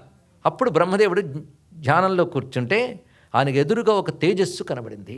ఇప్పుడు మనందరికీ భగవద్ అనుగ్రహం లభించి ఆ తేజస్సును మనం ధ్యానంలో దర్శిద్దాం. ఆ తేజస్సు ఒక తెల్లగా ఉంది, కాంతిపుంజంలా. కొంతసేపటికి చూస్తూ ఉండగా తేజో మధ్యంలో ఒక చేతిలో పుస్తకము, ఒక చేతిలో చిరుముద్ర, పైన శంఖచక్రములు ధరించి అశ్వవదనంతో హయగ్రీవ స్వామి దర్శనమిచ్చాడు. జ్ఞానానందమయం దేవం నిర్మల స్ఫటికాకృతిం ఆధారం సర్వ విద్యానం హయగ్రీవ ఉపాస్మహే. ఆయన వేద విద్యని అంటే యజ్ఞము, జ్ఞానము, వీటికి సంబంధించిన విద్యనంతటినీ కూడా బ్రహ్మదేవునికి ఆయన ప్రసాదించాడు. ఇచ్చి ఒక మాట చెప్తాడు, ఇది ఒక్కడ అర్థం చేసుకుంటే హిందూ సంస్కృతి అంతా అర్థమవుతుందని. నేను నీకు ఒక ధర్మము, జ్ఞానము రెండు ఇచ్చానన్నాడు. మొత్తం వేదం అంటే ఈ రెండే తెలుసుకోవాల్సిన, ధర్మము, జ్ఞానము. ఎలా జీవించాలో చెప్తుంది ధర్మం, ఏది పొందాలో చెప్తుంది జ్ఞానం. అదొక్కటి. కనుక ధర్మము, జ్ఞానం ఈ రెండూ చెప్పే గ్రంథం పేరు వేదం. ఈ రెండు విడిచిపెట్టేస్తే మనకు గతి లేదు. కనుక ధర్మము జ్ఞానము రెండు ఉండాలి. ఇక్కడ జీవించే విధానం ధర్మం, పొందవలసిన తత్వం జ్ఞానం. ఈ రెండూ చెప్పే గ్రంథం వేదం. అది సాక్షాత్ భగవంతుడు హయగ్రీవ రూపయ్యి బ్రహ్మదేవుడికి ప్రసాదించాడు. దీని ప్రకారం నువ్వు దేవతల్ని అదుపులో పెట్టుకుని, వారి ద్వారా ప్రకృతిని అదుపులో పెట్టుకుని సృష్టిని నిర్వహింపజేయి. ఎప్పుడైనా సృష్టిలో లోపాలు వస్తే, వ్యత్యాసాలు వస్తే దేవతలు సవరిస్తారు. దేవతల వల్ల చేత కాకపోతే వాళ్ళు నీ దగ్గరికి వస్తారు, అంటే బ్రహ్మ దగ్గరికి, నువ్వు సవరిస్తావు. నీ వల్ల కూడా చేత కాకపోతే నన్ను పిలువు, నేను అవతరిస్తాను అని చెప్పాడు. అది అవతారాలకి మూలం. అక్కడి నుంచి నారాయణుడు రకరకాల అవతారాలు ధరించొచ్చాడు. ఏ అవతారం ధరించినా గురుస్వరూపమే. ఎందుకంటే ఒక్కొక్క అవతారం మనకు ఒక్కొక్కటి బోధిస్తోంది. ఒకటి ధర్మం చెప్తుంది, ఒకటి జ్ఞానం చెప్తుంది. కొన్ని అవతారాలు రెండూ చెప్తూ ఉంటాయి. కనుక నారాయణుడు అవతారములన్నీ గురుస్వరూపాలే.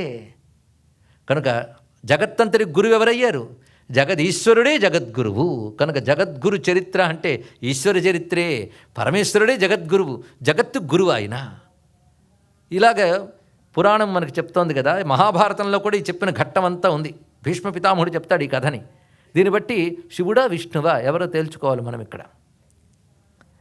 అంటే సృష్టిలో ఎన్ని కల్పాలు జరిగాయో మనకు తెలియదు. ఒక కల్పంలో దక్షిణామూర్తి రూపంలో విద్య ఇవ్వవచ్చు, మరొక కల్పంలో హయగ్రీవ రూపంలో ఇవ్వవచ్చు.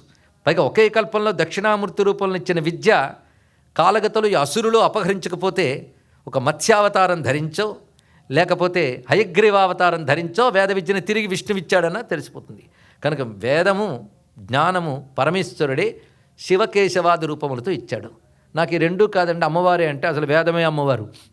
వేదమంతా కలుపుకుని అమ్మవారే కదా. వేదమయీం జ్ఞానమయీం, ఆవిడ వేదమాత గాయత్రి, ఆవిడే లలితా మహాత్రిపుర సుందరి, ఆవిడే సరస్వతి. అందుకే దయమాన దీర్ఘనయనాం దేశిక రూపేణ దర్శితాభ్యుదయాం వామకుచ నిహిత వీణాం వరదాం సంగీతమాతృకాం వందే అంటాడు కాళిదాస మహాకవి. దేశిక రూపేణ దర్శిత అభ్యుదయాం, దేశిక అంటూ గురువు, గురుస్వరూపంగా మా కోసం సాక్షాత్కరించిన ఓ శారదాదేవి శ్యామలాదేవి అన్నారు. కానీ అమ్మవారి గురువు, మరి గురుమండల రూపుడే అనలేదు ఇక్కడ. కనుక విష్ణువైనా శివుడైనా అమ్మవారైనా కూడా పరమాత్మ స్వరూపము. అది మనం ఏ పేరుతో పిలిచినప్పటికి కూడా సాక్షాత్ పరమాత్మయే ఆది గురువు అని తెలుసుకుంటున్నాం. కనుక జగద్గురువు ఎవరు అనగా భగవంతుడే జగద్గురువు అని తేలింది. అంతేకాదు జగద్గురు శబ్దానికి ఇంతవరకు ఆది గురువును మనం చెప్పుకున్నాం కదా. ఆయనకి నమస్కారం చేసుకొని ఆ తర్వాత గురువు ఎవరు? ఆ తర్వాత గురువు ఖచ్చితంగా బ్రహ్మదేవుడు.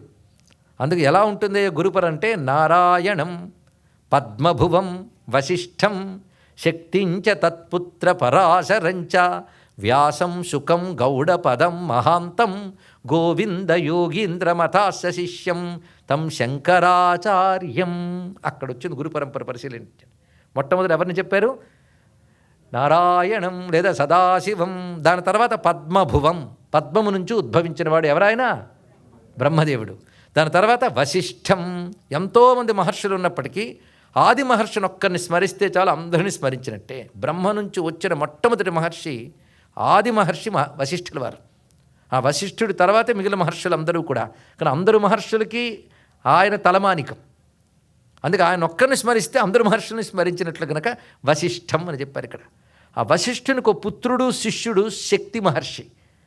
ఆయన ఈ సాక్షాత్తు పరమాత్మ గురించి చెప్పే విద్య ఆయన దగ్గర నుంచి నేర్చుకున్నాడు. కనుక ఇప్పుడు మనం అధ్యాత్మ విద్య అన్నారు కనుక అధ్యాత్మ విద్యకి చెందిన గురు పరంపరని చెప్పుకుంటున్నాం. ఒక రకంగా పెద్దలు ఏం చెప్తారంటే లోకంలో ఒక్క అక్షరం నేర్పిన వాడినైనా సరే గురువుని నమస్కరించాలన్నారు. ఒక్క అక్షరమేనా? అయితే లౌకిక విద్యలు చెప్పేవాళ్ళు గురువు గొప్పవారే. కానీ వారికంటే గొప్పవారు ఎవరు అంటే ఇది ధర్మము ఇది అధర్మమును బోధించేవారు వారికంటే గొప్పవారు.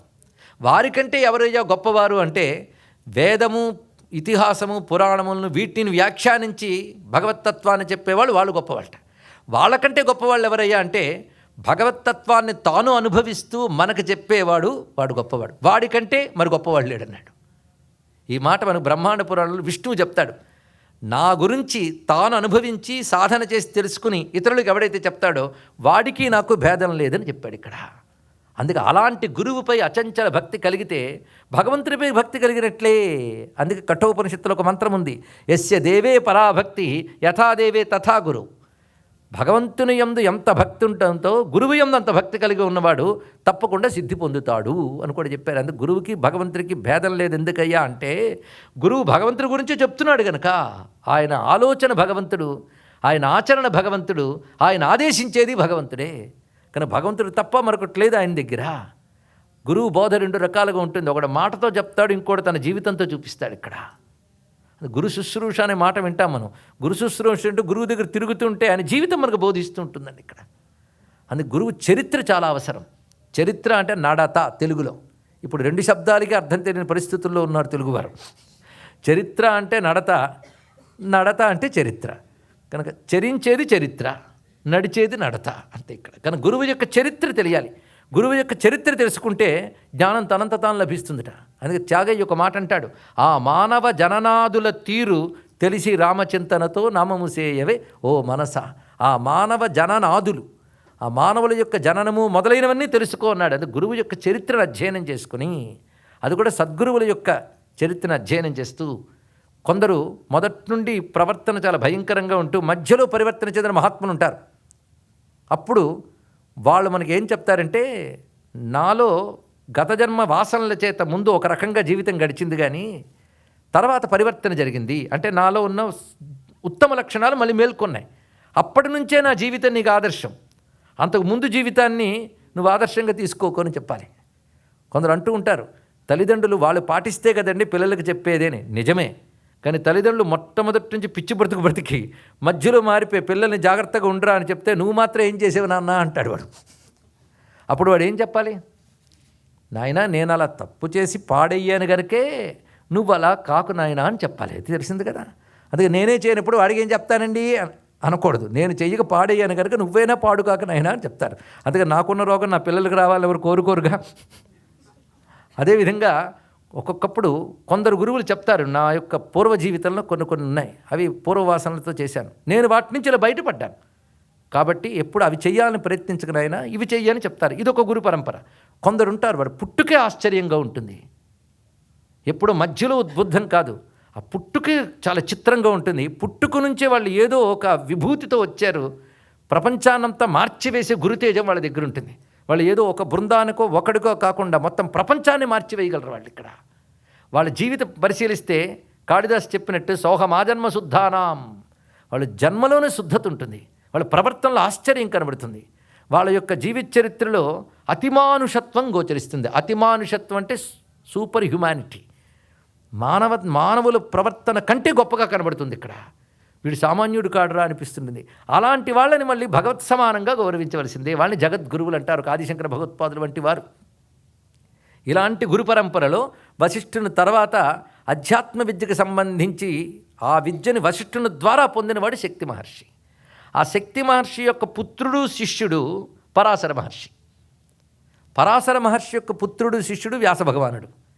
వ్యాసుని యొక్క పుత్రుడు శిష్యుడు సుఖయోగీంద్రుడు. సుఖయోగీంద్రుని శిష్యుడు, పుత్రుడు అనకూడదు. సుఖయోగీంద్రుని నుంచి బ్రహ్మ విద్యను పొందినటువంటి వాడు గౌడ భగవత్పాదులు వారు. ఆ గౌడ భగవత్పాదుని యొక్క పుత్రుడు శిష్యుడే, పుత్రుడు కాదు. గౌడ భగవత్పాదునికి శిష్యుడు గోవింద భగవత్పాదుల వారు. గోవింద భగవత్పాదుని యొక్క శిష్యులు ఆదిశంకర భగవత్పాదుల వారు. ఇది గురు పరంపర. కనుక జగద్గురువైన పరమేశ్వరుడి నుంచి వచ్చిన గురు పరంపర అంతటికి మనం నమస్కారం చేసుకోవాలి. ఒక్క ఆదిశంకర భగవత్పాదుల వారు నమస్కరించుకుంటే వెనకాల ఉన్న వాళ్ళందరినీ నమస్కరించినట్లే అన్నారు.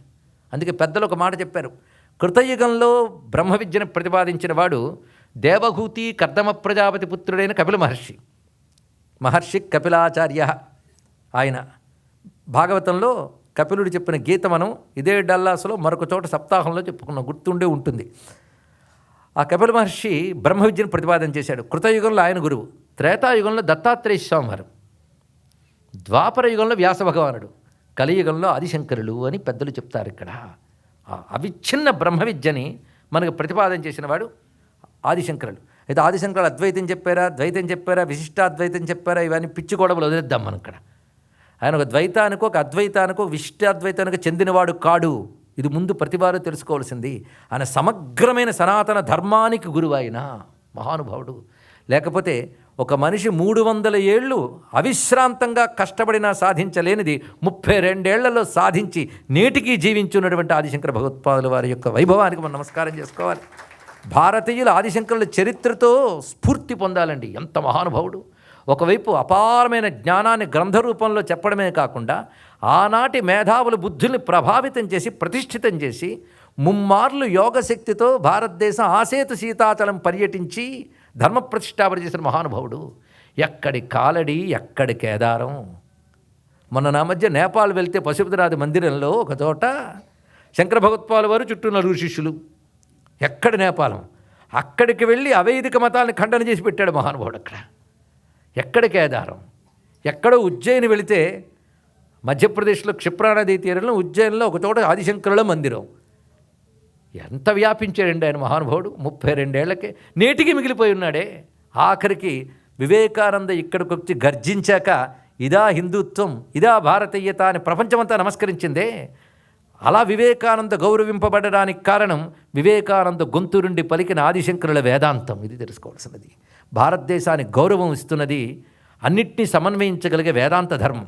అందుకే the future religion of the world is Vedanta అన్నాడు స్వామి వివేకానంద.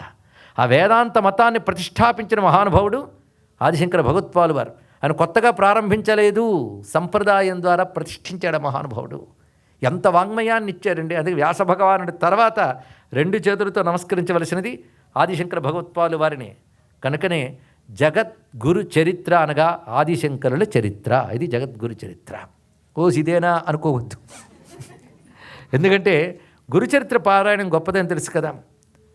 రామాయణాలు ఎన్నున్నాయో శంకరుల చరిత్రలు అన్నున్నాయి. అది ఆశ్చర్యం. ఇక్కడ అవతార పురుషుల వైభవం అలాగే ఉంటుంది. ఇక్కడ శంకరుల జీవితం పరిశీలిస్తే ఎప్పటికైనా స్పష్టంగా తెలిసిపోతుంది సామాన్యుడు కాడయ్యో బాబు అని. ఇక్కడ అలాంటి మహానుభావుడు ఆయన జీవితంలో ఉన్నటువంటి ఆ విభూతి, ఆ ఈశ్వర విభూతి చూస్తూ ఉంటే శంకర సాక్షాత్ వ్యాసో నారాయణో హరిహి.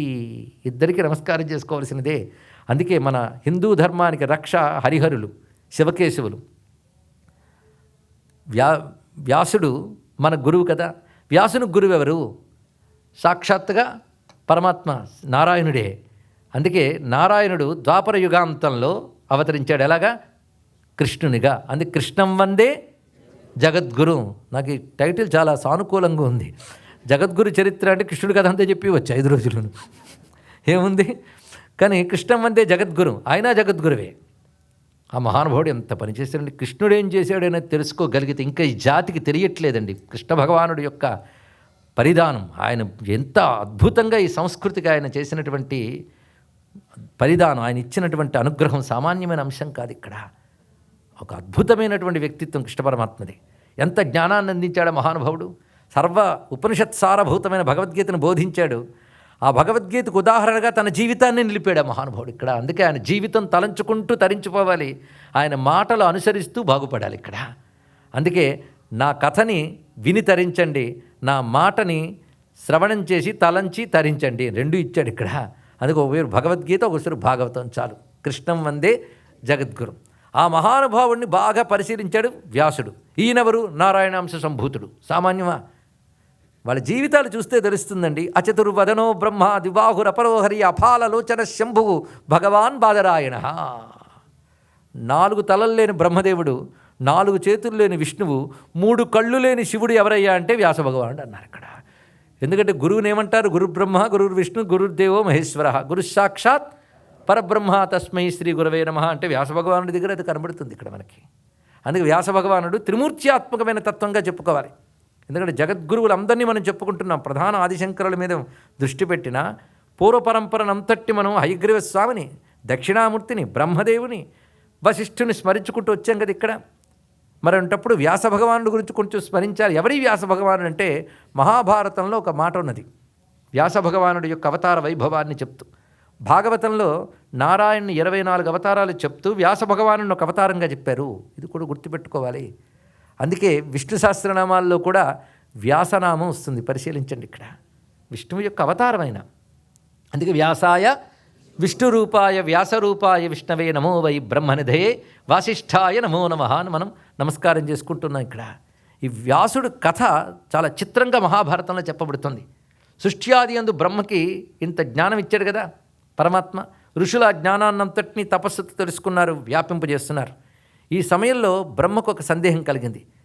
లోకంలో అనేక రకాల మార్పులు వస్తూ ఉంటాయి. ఆ మార్పులకు అనుగుణంగా ఆ వేదాలని విభాగం చేసి కంపైల్ విస్తరించి చక్కగా చెప్పగలిగేటువంటి వారు ఎవరైనా ఉంటే బాగుండని ధ్యానంలో ఉన్నాడు ఆయన. విష్ణువుని స్మరించాడు. అప్పుడు విష్ణువు హృదయం నుంచి ఒక మహాత్ముడు ఆవిర్భవించాడు, ఒక తేజోమూర్తి. ఆయన పేరు అపాంతరతముడు. మాట ఎంత గొప్పగా ఉన్నదో పరిశీలించారు కదా. అపాంతరతమః, అంతరతమః అంటే లోపలి చీకటి, అప అంటే తొలగించువాడు అని అర్థం. అప అంతరతమః లోపలి చీకటిని పోగొట్టువాడు. లోపలి చీకటి ఒకటి ఉంది తెలుసు కదా. ఎలాంటి చీకటి అయ్యా అంటే శంకర భగవత్పాల్ వారు అంటారు, బయట చీకటి పోగొట్టడానికి ఒక్క సూర్యుడు చాలు, లోపల ఉన్న మోహం అనే అంధకారాన్ని పోగొట్టడానికి 1,000,000 సూర్యులు కూడా సరిపోరయ్యా అని చెప్పాడు ఇక్కడ. అంతఃస్ఫుర్జదపార మోహతిమిర ప్రాగ్భార ముచ్చాటయన్ అంటాడు భర్తృహరి. అంత చీకటి ఉందండి. ఎప్పటి నుంచి? పుట్టిన దగ్గర నుంచి కాదు, అనేక జన్మల నుంచి. చీకటి అలవాటైపోయింది కనుక వెలుగు ఒకటి ఉందని చెప్పినా అర్థం కాదు మనకి. అలాంటి పరిస్థితిలో ఉన్నాం. అంత భయంకరమైన చీకటి, దట్టమైన చీకటి, అచ్చపు చీకటింబడి. ఆ అచ్చపు చీకటి అంతరతమం, దాన్ని తొలగించేవాడు అపాంతరతముడు అంటే గురుస్వరూపమే. అందుకే నారాయణుడు గురువు కదా. గురుతమో ధామ సత్య సత్యపరాక్రమ సర్వవాగీశ్వరేశ్వర ఆయనే. అందు గురుస్వరూపుడే నారాయణ నుంచి గురుతేజం బయటకు వచ్చింది. ఆ వచ్చినవాడు బ్రహ్మదేవునికి ఎదురుగా నిలబడగానే నారాయణ చెప్పాడు, ఈయన చేస్తాడయ్యా ఈ పని. ఆయన ఎప్పటికప్పుడు మన్వంతరాల్లో యుగ సంధుల్లో ఈయన ఏదో ఒక మహర్షి రూపంలో ఉద్భవించి వేదముల్ని వ్యాసం చేస్తూ ఉంటాడు కనుక అపాంతరతముడే వేదవ్యాసుడుగా వివిధ సమయాల్లో ఆవిర్భవిస్తాడు అని చెప్పారు. ఆ అపాంతరతముడే మొన్నటి ద్వాపర యుగాంతంలో కృష్ణద్వైపాయన రూపంలో అవతరించాడు కనుకనే వ్యాసాయ విష్ణు రూపాయ. కనుక ప్రధానంగా వ్యాసుడిని చెప్పుకోవాలి. ఎందుకంటే వ్యాసుడికి పూర్వం, వ్యాసుడి తర్వాత ఇంతే. అందుకు ఒక పెద్ద ఆయన ఒక మాట అన్నాడు, వ్యాసోచ్చిష్టం జగత్ సర్వం అన్నాడు. ఇక్కడ సృష్టిలో అంతా వ్యాసుడు ఎంగిలే అన్నాడు. ఎవడేం చెప్పినా ఆయన చెప్పిందేనండి. ఇది ఒక ఛాలెంజ్. పరిశీలించండి, ఇందులో ఎగ్జాజరేషన్ లేదని మీరే చెప్తారు. ఇక్కడ వ్యాసుడు భారతం రాస్తూ ఒక మాట అన్నాడు, యది హాస్తి తదన్యత్ర ఎన్నే హాస్తి నతత్క్వచిత్. ఇక్కడున్నదే ఎక్కడైనా ఉంది, ఇక్కడ లేనిది ఎక్కడా లేదన్నాడు. అంత ఛాలెంజ్ అండి అది. అక్కడ అంత మాట అనాలి అంటే అందుకే మీరు పరిశీలించే సృష్టిలో ఏ గొప్ప థాట్ వచ్చినా తప్పకుండా వ్యాసుడి రచనలో ఎక్కడైనా ఉంటుంది. ఇక్కడ ఏం సామాన్యమైన వాంగ్మయం ఇచ్చాడా, తలంచుకుంటే ఆశ్చర్యపోతాం. ఒకవైపు 4 వేదాలు విభాగం చేశాడు. అక్కడ ఆగకుండా 18 మహాపురాణముల్ని, అప్పటికున్న పురాణ విద్యను 18 భాగాలుగా చేశాడు. దానికి మళ్ళీ ఉపపురాణాలు మరో 18 ఇచ్చాడు. ఎన్నయ్యాయి? 36. అక్కడితో ఆగకుండా వీటి సారాంశంగా భారతాన్ని ఇచ్చాడు. భాగవతాన్ని మళ్ళీ ప్రత్యేకంగా రచించాడు. బ్రహ్మసూత్రాలను అందించాడు. ఎన్ని కావాలో అన్నీ పెట్టేశాడు ఆయన. అందుకే వ్యాస భగవానుడికి మనం నమస్కారం చేసుకోవాల్సినదే. జగద్గురు అంటే ఆయనే. ఆ వ్యాసుడు చెప్పిందే మనం చెప్పుకోవాలి. అందుకే ప్రతివారు వ్యాస భగవాన్ని నమస్కరించవలసినదే. ద్వైతులైనా అద్వైతులైనా విశిష్టాద్వైతులైనా వ్యాసుని వరకు అలా వస్తారు, ఆగరు. వ్యాసుడి తర్వాత మళ్ళీ ఎవరి దారిని వాళ్ళు. ఒకడు యమునాచార్య అంటాడు, ఒకడు బద్ధాచార్య అంటాడు, ఒకడు రామానుజాచార్య అంటారు, ఒకడు శంకరాచార్య అంటారు. కానీ వ్యాసుడిని మాత్రం ఎవరు కాదనరు. తెలిసింది కదా. అంటే అర్థం ద్వైత భావంగాని, విశిష్టాద్వైత భావంగాని, అద్వైత భావంగాని 3 ఇచ్చినవాడు వ్యాసుడే. ఈ 3 ఏది గొప్పది అంటే మునిపే మనం చెప్పినట్టు ఎవరి సంస్కారాలకు తగ్గట్టు వారు ఏ మార్గంలో వెళ్ళినా తరించిపోతారు. 3 రకాల మార్గములు కూడా మనకిస్తున్నది వేదమే. అందుకే స్వామి వివేకానంద ఒక మాట చెప్తాడు, ద్వైత విశిష్టాద్వైత అద్వైతాలు 3 విభిన్న మార్గాలు కావు, ఆధ్యాత్మిక సాధనలో 3 మజిలీలు అని చెప్పాడు మహానుభావుడు. ఆ 3 అనుబంధం తర్వాత మనం తెలుసుకుంటూ ఉందాం. అసలు 3 గురించి అసలు ఉన్నాయని కూడా తెలియకుండా బ్రతికే జీవులు చాలామంది ఉన్నారు. నమో నమః. అసలు వాటి గురించి ఆలోచన లేకుండా దేవుడంటే ఏమిటాయి అంటే వారానికో రోజు నా కుటుంబ క్షేమం కోసం వెళ్ళి కొబ్బరికాయ కొట్టడానికి పనికొచ్చేటువంటి చోటు అని, అదే ఆధ్యాత్మికతను బతికిపోతూ ఉంటాం చాలామంది.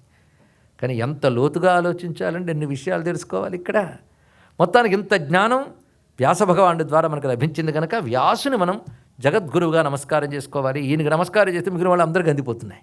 అంతమంది మహర్షులకి అందిపోతుంది కనుక వ్యాసుడు తర్వాత ఎవరికైనా చెప్పుకోవాల్సింది. ఇక్కడ మీరు ఏ మాట చెప్పండి, ఉపాసన భక్తి ఏది చెప్పినా వ్యాసుడే. యజ్ఞం యాగం కర్మ అన్న వ్యాసుడు చెప్పిన మాటలే. విష్ణుభక్తి శివభక్తి అమ్మభక్తి గణేశ భక్తి అన్న ఆయన చెప్పిన పుస్తకాలే ప్రమాణం. అంతే కదా. గణేశ పురాణము, దేవీ భాగవతము, విష్ణు పురాణము, శివపురాణము ఇవన్నీ ఆయన ఇచ్చాడుగా. ఇవ్వండి, ఆయన ఎందుకంటే అలాంటి పని చేశాడు అన్నాడు ఒక ఆయన. ఏం చేశాడు అయ్యా బాబు అంటే, విష్ణు పురాణం చదివితే విష్ణువే గొప్ప అంటాడు. శివపురాణం చెప్తే శివుడే గొప్ప అంటాడు, దేవి భాగవతం చెప్తే దేవివే గొప్ప అంటాడు. ఏమిటండి ఆయన అంటే ఇందులో గొప్ప అని ఒకటి చెప్పాడు కదా. గొప్ప అంటే ఏమిటంటే సృష్టి స్థితులన్నీ ఎవడు చేస్తాడో వాడిని గొప్ప అంటారు. ఆ గొప్పను నువ్వు విష్ణువు అనుకుంటే అది విష్ణువు, శివుడు అనుకుంటే అదే శివుడు. కనుక విష్ణువుపై ప్రీతి ఉన్న వాళ్ళకి ఆ గొప్పది విష్ణువే అని చెప్తాడు, శివుడిపై ప్రీతి ఉన్న వారికి అది శివుడే అని చెప్తారు. కనుక నువ్వు ఎలా ఉపాసించినా గొప్పతనాన్ని పట్టుకోవాలని బోధించాడు. అది వ్యాస హృదయం. ఆ వ్యాస హృదయం తెలిసి మళ్ళీ సమన్వయపరచగలిగే వాళ్ళు రావాలి మనకి. అంతేగాని వ్యాసుని హృదయం సమన్వయమే తప్ప విరోధం కాదు, విభేదం కాదు. కనుక ఆయన రచనలు పట్టుకుని విభేదించుకున్న వాళ్ళు తయారయ్యారు. ఎందుకంటే రానున్నది కలి, ద్వాపర యుగాంతంలో ఆలోచన. నేను ఇప్పుడు రానున్నది కలి అంటే ఇప్పుడు కాదు, ఇప్పుడు అందులో కడుపు నిండా లోపల బయట కూడా కలిలోనే ఉన్నాం మనం. ఇక్కడ ద్వాపర యుగాంతంలో మహానుభావుడైన వ్యాసుడు ఆలోచన, రానున్నది కలి. ఈ కలిలో ఏమవుతుందయ్యా అంటే కలిలో అజ్ఞానం యొక్క బాహుళ్యం ఎక్కువ. అజ్ఞానం రెండు రకాలు, ఏమీ తెలియకపోవడం, ఏమీ తెలియకపోవడాన్నే తెలివనుకోవడం, రెండు రకాలు ఉన్నాయి. ఎందుకంటే అజ్ఞానం గుర్తిస్తే సగం జ్ఞానం ఉన్నట్లే, అవునా లేదండి? కానీ వాడు అజ్ఞానం ఉంటుంది, అజ్ఞానాన్ని జ్ఞానమని డబాయించడం ఉంటుంది. ఇది మరీ భయంకరం. ఇక్కడ అజ్ఞానం యొక్క తీవ్రస్థాయి, పరాకాష్ఠ దశ. ఇలాంటి యుగం కూడా తయారవుతుంది అయ్యా అన్నాడు. ఇక్కడ అల్పబుద్ధులు అల్పాయుష్కులు తయారవుతారు ఇక్కడ, కానీ మిడిసిపడిపోతూ ఉంటారు. కానీ వాళ్ళకి ఎంత దయో, పాడైపోయే యోగం ఉన్నవాళ్ళు పుడతారయ్యా అని చెప్పినా వీళ్ళు బాగుపడిపోవాలని దయ. అది కృపయా మునినా కృతం అని ఒక మాట అన్నారు. దయ పుట్టింది వ్యాస భగవానుడికి. అయ్యో వీళ్ళందరూ ఎలా తరించాలని ఆలోచించారు. ఇక్కడ రకరకాల మార్గాలు పెట్టాడు. ఒకవైపు యోగం అంటాడు, ఇంకోవైపు ధ్యానం అంటాడు, మరొక వైపు పూజ అంటాడు, పునస్కారం అంటాడు, విచారణ అంటాడు, ఉపాసన అంటాడు, అన్నీ పెట్టాడు ఆయన. ఇవి పెడితే ఏది గొప్పదండి అని కాదు, నువ్వు ఏది చేయగలిగితే చేయను. ఆయన ఒకటి చేసేటప్పుడు మరొకటి సహాయపడుతూ ఉంటుంది తప్ప పరస్పర విరుద్ధం కాదు. అన్నీ పెట్టాడు మహానుభావుడు. ఆయనకేం బాగానే చేశాడు. కానీ బాగుపడే యోగం తర్వాత వాళ్ళకు ఉండొద్దు, కలి ప్రభావం ఏం చేస్తాం. దానితో రకరకాల వాదాలు మొదలై వ్యాసుని తర్వాత పరిస్థితి ఎలా ఏర్పడింది అంటే కలి ప్రవేశించిన దగ్గర నుంచి క్రమంగా రకరకాల వాద వివాదాలు ఏర్పడ్డాయి. ఇవి రెండు రకాలుగా ఏర్పడ్డాయి. ఒకటి వేదాన్ని అంగీకరిస్తూనే విభేదాలు పుట్టాయి, వేదాన్ని కాదని విభేదాలు పుట్టాయి. రెండు రకాలు, అవైదిక వైదిక. వైదిక మతంలో పుట్టిన విభేదాలు ఏమిటి అంటే భేదవాదం, అభేదవాదం, భేదాభేదవాదం. కొంచెం నేను డీటెయిల్స్లోకి వెళ్తున్నా, మన హిందూ నాలెడ్జ్ ఎంత చెప్తాలని. భేదవాదం అంటే జీవుడికి ఈశ్వరుడికి భేదం ఉంది అనే వాదం. ఉంది కొంత లేదండి అనేది భేదాభేదవాదం. అసలు భేదం లేదయ్యా, ఉన్నది ఒకటే, మన అజ్ఞానం చేత భేదం ఉందనుకుంటున్నామని చెప్పేది అభేదవాదం. ఈ మూడు రకాల వేదాలు ఉండేవి. దానిలో మళ్ళీ ఉపశాఖలు చాలా, ఎన్ని రకాలో. ఎందుకంటే ఏది చదవకపోతే ఒక్క అజ్ఞానంట, చదివిన కొద్దీ బోలుడు అజ్ఞానాలు పెరిగాయి అన్నాడు ఒక ఆయన. ఎందుకంటే అయోమయాలు పెరుగుతున్న కొద్దీ అజ్ఞానాలు పెరిగాయి. ఏం చేస్తాం ఇక్కడ? అలా రకరకాల పండితులు తయారయ్యారు. పండితులు అంటే వాడు గొప్పవాడు అనుకుని ఇంకో గొప్పతనాన్ని ఒప్పుకొని వాడు అని డెఫినేషన్ ఉంది. దీనితో ఏమైంది? పుర్రుకో బుద్ధి, బుద్ధికో సిద్ధాంతం, సిద్ధాంతానికో రాద్ధాంతం, ఇది తయారయ్యాయి. ఇలా వేదమతంలో ఎన్ని రకాలు ఏర్పడ్డాయంటే వాడి పండితులు వీడి పండితులు గోల పెట్టేశారండి. ఒక ఆయన గోడ మీద సోహం అని రాసేట, ఇది చూడగానే తట్టుకోలేకపోయాడు ఇంకోడు ద్వైతవాది. సోహం అంటే సహ అహం, అతడే నేను, అభేదవాదం. ద్వైతవాది వచ్చి దాసోహం అని పెట్టేట, ముందు దా పెట్టాడు అంతే. తర్వాత మళ్ళీ అద్వైతవాది వచ్చి దాని ముందు సా పెట్టాడు, సదాసోహం అని. ఇక్కడ మళ్ళీ వాడు వచ్చి దా పెట్టాడు, దాసదాసోహం అయింది. ఇక్కడ మళ్ళీ వాడు సదాసోహం అని పెట్టాడు. ఈ కొదవలేదు, గోడంతా వ్యాపించిపోయింది. తర్వాత ఇద్దరు కలిసి పెద్దవాడిని పిలిచారట, ఏమంటావని. అందమైన గోడని ఖరాబు చేశారంట అన్నాడు. అంటే అర్థం ఏంటంటే వీడు తెలివైన వాడు కొన్ని నానా తర్క వితర్కాలు చేసి పాడు చేస్తున్నారు. ఇలాంటి వాడు చాలామంది తయారైపోయారండి. ఇక్కడ ఈ తయారైపోవడంలో విష్ణువే గొప్పవంటూ కొన్ని మతాలు తయారయ్యాయి. ఒకటి కాదు, ఏదో వైష్ణవం ఒకటి అనుకుంటే సంతోషం, దానిలో మళ్ళీ ఎన్ని తంత్రాలు, ఎన్ని ఆగమాలు, వాడికి వీడికి పడలేదు మళ్ళీ ఇక్కడ. ఇలాంటి వాడు బోల్డ్ అంతా తయారైపోయారు. ఎందుకంటే కలిసి బ్రతకనివ్వని వాడి పేరే కలి. వాడు ఎప్పుడు వాడి లక్షణం ఏంటంటే కల్యంతే కలహం కుర్వంతి అస్మిన్ ఇది కలిగి. వాడి పని ఏంటంటే దెబ్బలాడించుకోవడమే. ఇద్దరు హాయిగా ఉందాం అనుకుంటారు ఒక్కరోజు, రెండో రోజు నుంచి మొదలు. అందుకు ఒక ఆయన అన్నాడు, ఇద్దరు తెలుగు వాళ్ళు ఒక చోటు ఉంటే 3 సంఘాలు ఉంటాయని. ఎందుకంటే విడిపోవడం, కొట్టుకోవడం తెలుగు వాళ్ళకే కాదండి, కలియుగ లక్షణాలు ఎక్కువ. తెలుగు వారికి కళ్ళ లక్షణాలు ఎక్కువేమో అని అనుకుంటే నేనేం చేయలేను. కానీ యుద్ధాలు ఎక్కడైనా ఒకటే, మనం అనుకుంటాం మన చోటే అని, ఎక్కడికి వెళ్ళినా ఇదే గోహన అనమాట. మొత్తానికి ఒకరంటే ఒకరు పడకపోవడం, ఎవడికి వాడే గొప్ప అనుకోవడం, దీనివల్ల ప్రజల్లో ఒక అయోమయం ఏర్పడిపోయింది. అయితే పాడైపోయే వాళ్ళు చాలామంది ఉండొచ్చు, కానీ బాగుపడాల యోగం ఒక్కడిగానే ఉంటుంది కదా, మరి వాడికైనా జ్ఞానం ఇవ్వాలి కదా. అలాంటి వాడి కోసం ఎవడో ఒకడు అవతరించాలి కదండి. ఒక అవతార పురుషుల వాళ్ళు అందరూ తరించకపోయినా యోగం ఉన్న కొందరైనా తరించాలి కదా. కొంతమంది కొట్టుకుపోతుంటారు, కానీ కొంతమంది అయినా ఒడ్డుకు వెళ్ళాలనుకుంటారు కదా, వాళ్ళ కోసమైనా ఒక పడవ రావాలిగా. అలాగా ఒకవైపు వైదిక మతంలో భేదాలు, వైష్ణవ, శైవ, శాక్తేయ, సౌర, గాణపత్య ఇవి ఏర్పడిపోయాయి. అందులో క్రమక్రమంగా దుర్మార్గమైన ఆలోచనలు బయలుదేరి వామాచారం లాంటివి తయారైపోయాయి. హింస, అలా మద్య, మాంస ఇవన్నీ ప్రవేశించిపోయి ఒక భయంకరమైన వాతావరణం ఏర్పడిపోయింది ఆధ్యాత్మిక ఆకాశంలో, ఆధ్యాత్మిక రంగంలో. కానీ వేదాన్ని నమ్ముతూనే తయారైపోయినటువంటివి 6 మతాలుగా కొట్టుకుంటున్నాయి ప్రధానంగా. శైవ, వైష్ణవ, శాక్తేయ, సౌర, గాణపత్య, స్కాంద, ఇవి మొత్తం 6 మతాలు. ఈ 6 మతాలు షణ్మతాలు, ఇవి కొట్టుకుంటూ ఉన్నాయి. వీటిలో రకరకాల భేదాలు, వాటిలో ఉపభేదాలు, ఉపశాఖలు, శాఖలు, ఇన్ని రకాలుగా కొట్టుకుంటూ కూర్చున్నారు ఇక్కడ. ఇది ఒకవైపు ఏర్పడుతూ ఉంటే, మరొకవైపు వేద ప్రమాణాన్ని అంగీకరించని మతాలు చాలా చాలా తయారైపోయాయి. అవైదిక మతాలు, నాస్తిక మతాలు, ఇవన్నీ. అంతకు పూర్వం ఉన్నటువంటి దర్శన శాస్త్రాలు 6 ఉండేవి మనకి. నేను పేర్లే చెప్తున్నాను, అంతేగాని శాస్త్రాల్లోకి వెళ్ళట్లేదు, కానీ భయపడకండి దయచేసి. అమ్మో అంత అయితే కష్టమండి అంటే అంత చెప్పట్లేదు, కానీ అప్పుడు ఆ శాస్త్రాలు ఉండేవి. కపిల మహర్షి సాంఖ్యం అనేటువంటి దర్శన శాస్త్రాన్ని అందించాడు. అంటే ఈ ప్రకృతి యొక్క 24 తత్వములు, వాటి ద్వారా ప్రపంచం నడుస్తోంది అనేది. ఈ కపిల మహర్షి సాంఖ్యం మళ్ళీ 2 భేదాలు అయిపోయింది. శేశ్వర సాంఖ్యం, నిరీశ్వర సాంఖ్యం అని. ఈశ్వరుడు ఉనికిని అంగీకరిస్తారు కొందరు, అసలు ఈశ్వరుడు ఎవడు లేడయ్యా, ఈ ప్రకృతి తనంత తాను మార్పులు జరుగుతోంది అని. నాస్తికులకు తృప్తైన వాదనది. ఈ 2 వాదాలు తయారయ్యాయి. సాంఖ్యం అంటారు దాన్ని. చాలా నాలెడ్జ్ ఉంటుందండి, అందులో తర్కం ఉంటుంది. గొప్ప జీనియస్లే తయారు చేశారు, అందుకే మంచి మేధస్సు. ఆ తర్క వితర్కాలు చూస్తే ఎవడైనా సరే సాంఖ్యం ఒప్పుకోవాల్సింది, అంత గొప్పగా రాశాడు. అలాగే కణాదుడు అనే ఒక ఆయన వైశేషిక దర్శనం రాశాడు. ఇవి కనీసం ఇక్కడున్న తరం తెలుసుకుంటే ఇంత నాలెడ్జ్ బేస్ మనకు యుగాల క్రితం భారతదేశంలో ఉంది. ఆ సమయంలో ఇతర దేశాల్లో నాగరికత ఇంకా మొగ్గ దశలో కూడా లేదు. అప్పటికి మనపై ఇంత తర్క వితర్కాలు చేసే జ్ఞానం ఉన్నది అని తెలుసుకున్నాం చాలు ఇక్కడ. అదే ఇలాంటి మేధావులు వీళ్ళందరూ గొప్పవారే, కానీ ఎక్కడొచ్చిందంటే వాటిలో విభేదాలు రావడం వల్ల వచ్చింది గోల. ఇలాగ వైశేషికం, కణాదుడు రచించింది వైశేషికం. ఇందులో ఏం చేస్తారంటే అణు పరమాణు వాదం. ఈ పరమాణువు, అణువు వీటి గురించి చర్చ చేసిన శాస్త్రం అదంతా కూడా. కణాదుని యొక్క వైశేషికం. కనీసం పేర్లు గుర్తుపెట్టుకుంటే తర్వాత ఏమిటో ఆలోచించవచ్చు. దాని తర్వాత గౌతముడి యొక్క న్యాయశాస్త్రం, అంటే కాజ్ అండ్ ఎఫెక్ట్, కార్యకారణ సిద్ధాంతం మీద ప్రకృతి అంతా ఎలా నడుస్తుందో చెప్పాడు మహానుభావుడు. అసలు లాజిక్, తర్కం, వాటికి ప్లేస్మెంట్ ఇచ్చిన ధర్మం అండి హిందూ ధర్మం. ఆ తర్క వితర్కాల గురించి న్యాయశాస్త్రం చాలా అద్భుతంగా చెప్తుంది. ఈ తర్కశాస్త్రం అంతా దాన్ని ఆధారం చేసుకుని ఉద్భవించింది. దాని తర్వాత మనకి పతంజలి యోగశాస్త్రం. అదే ఇప్పుడు యోగా అని అందరూ పట్టుకుంటున్నాం చాలా. అందులో 2 ముక్కలే, ఇంకా చాలా చెప్పాడు మహానుభావుడు. పతంజలి యోగశాస్త్రం ఇప్పుడు ఎన్నయ్యే 4. దాని తర్వాత జైమిని పూర్వమీమాంసా శాస్త్రం, అంటే వేదము చెప్పిన కర్మలను అనుసరించి తరించే విధానం అంతా చెప్పాడు మహానుభావుడు ఇక్కడ. కానీ పూర్వమీమాంసా శాస్త్రం ఆయన ఏమిట్టాడంటే కర్మలు బట్టే అన్నీ ఉంటాయా అని చెప్పాడు ఇక్కడ. ఇది క్రమంగా దీనిలోని మళ్ళీ నాస్తికత్వం ప్రవేశించింది. ఎవడి కర్మకి వాడికి ఫలితం లభిస్తున్నాడు, మధ్యలో దేవుడు ఎవడయ్యా అన్నాడు ఇక్కడ. ఇది ఒక తయారైంది కర్మమీమాంసా శాస్త్రం. అది కూడా వికృత వేషాలు వేసింది చూడండి ఎన్ని రకాలు. అంటే గొప్ప నాలెడ్జే, కానీ వికృత రూపాలు ఎలా ధరించిందో చెప్తున్నాం ఇక్కడ. దాని తర్వాత ప్రవేశించింది ఉత్తరమీమాంస. ఉత్తరమీమాంస అంటే వేదాంత దర్శనం. ఇది ఈశ్వర అస్తిత్వాన్ని అంగీకరిస్తూనే ఆ ఈశ్వరతత్వాన్ని తెలుసుకోవడమే ముక్తికి హేతువు అని చెప్తాడు. ఇది అర్థం తెలుసుకోవాల్సినది. కనుక ఇప్పటికి ఎన్నయ్యే 6. వీటి షడ్దర్శనములు అంటారు ఇక్కడ.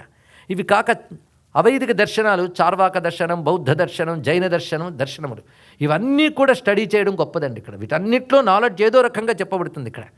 అయితే ఇవన్నీ కూడా అంగీకరిస్తూ వీటిలో భేదాలను తొలగించి వీటి యొక్క పరమార్థాన్ని చెప్పగలిగేవాడు ఎవడో రావాలి, అప్పుడు శాంతి వస్తుంది. కానీ మొత్తానికి వ్యాసుడి తర్వాత ఈ వైదిక అవైదిక భేదాలు, వివాదాలు ఏర్పడి విచ్ఛిన్నమైపోయింది మొత్తం భారతదేశం అంతా కూడా. దుర్మతాలు వ్యాపించిపోయాయి.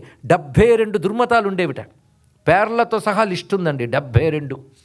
ఈ 72 దుర్మతాల వల్ల ఒక అల్లకల్లోలమైన పరిస్థితి ఏర్పడింది, ఒక అస్పష్టమైన వైఖరి ఏర్పడింది.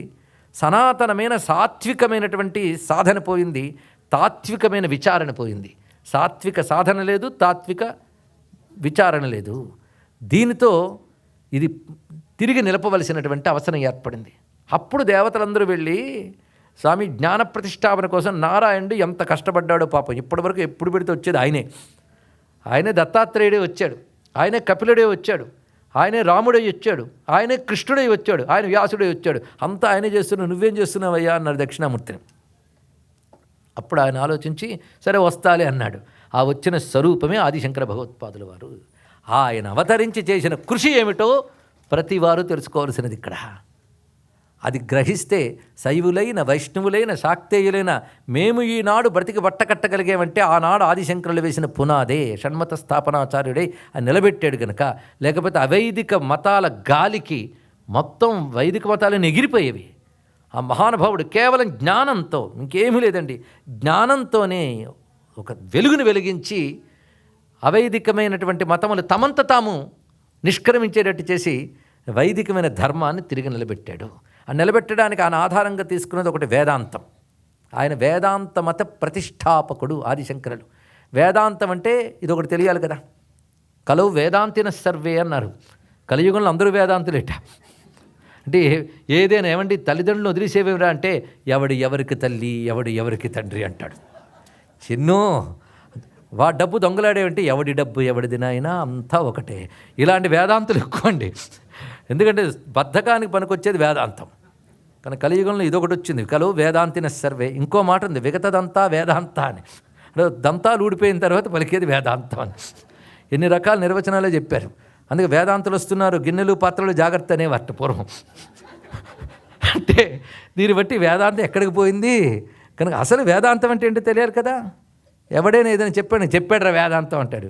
వీడికి వేదమే తెలియదు, వేదాంతం ఏంటంటే అసలు వేదాంతం అంటే ఏమిటో పదానికి అర్థం తెలియాలి కదా.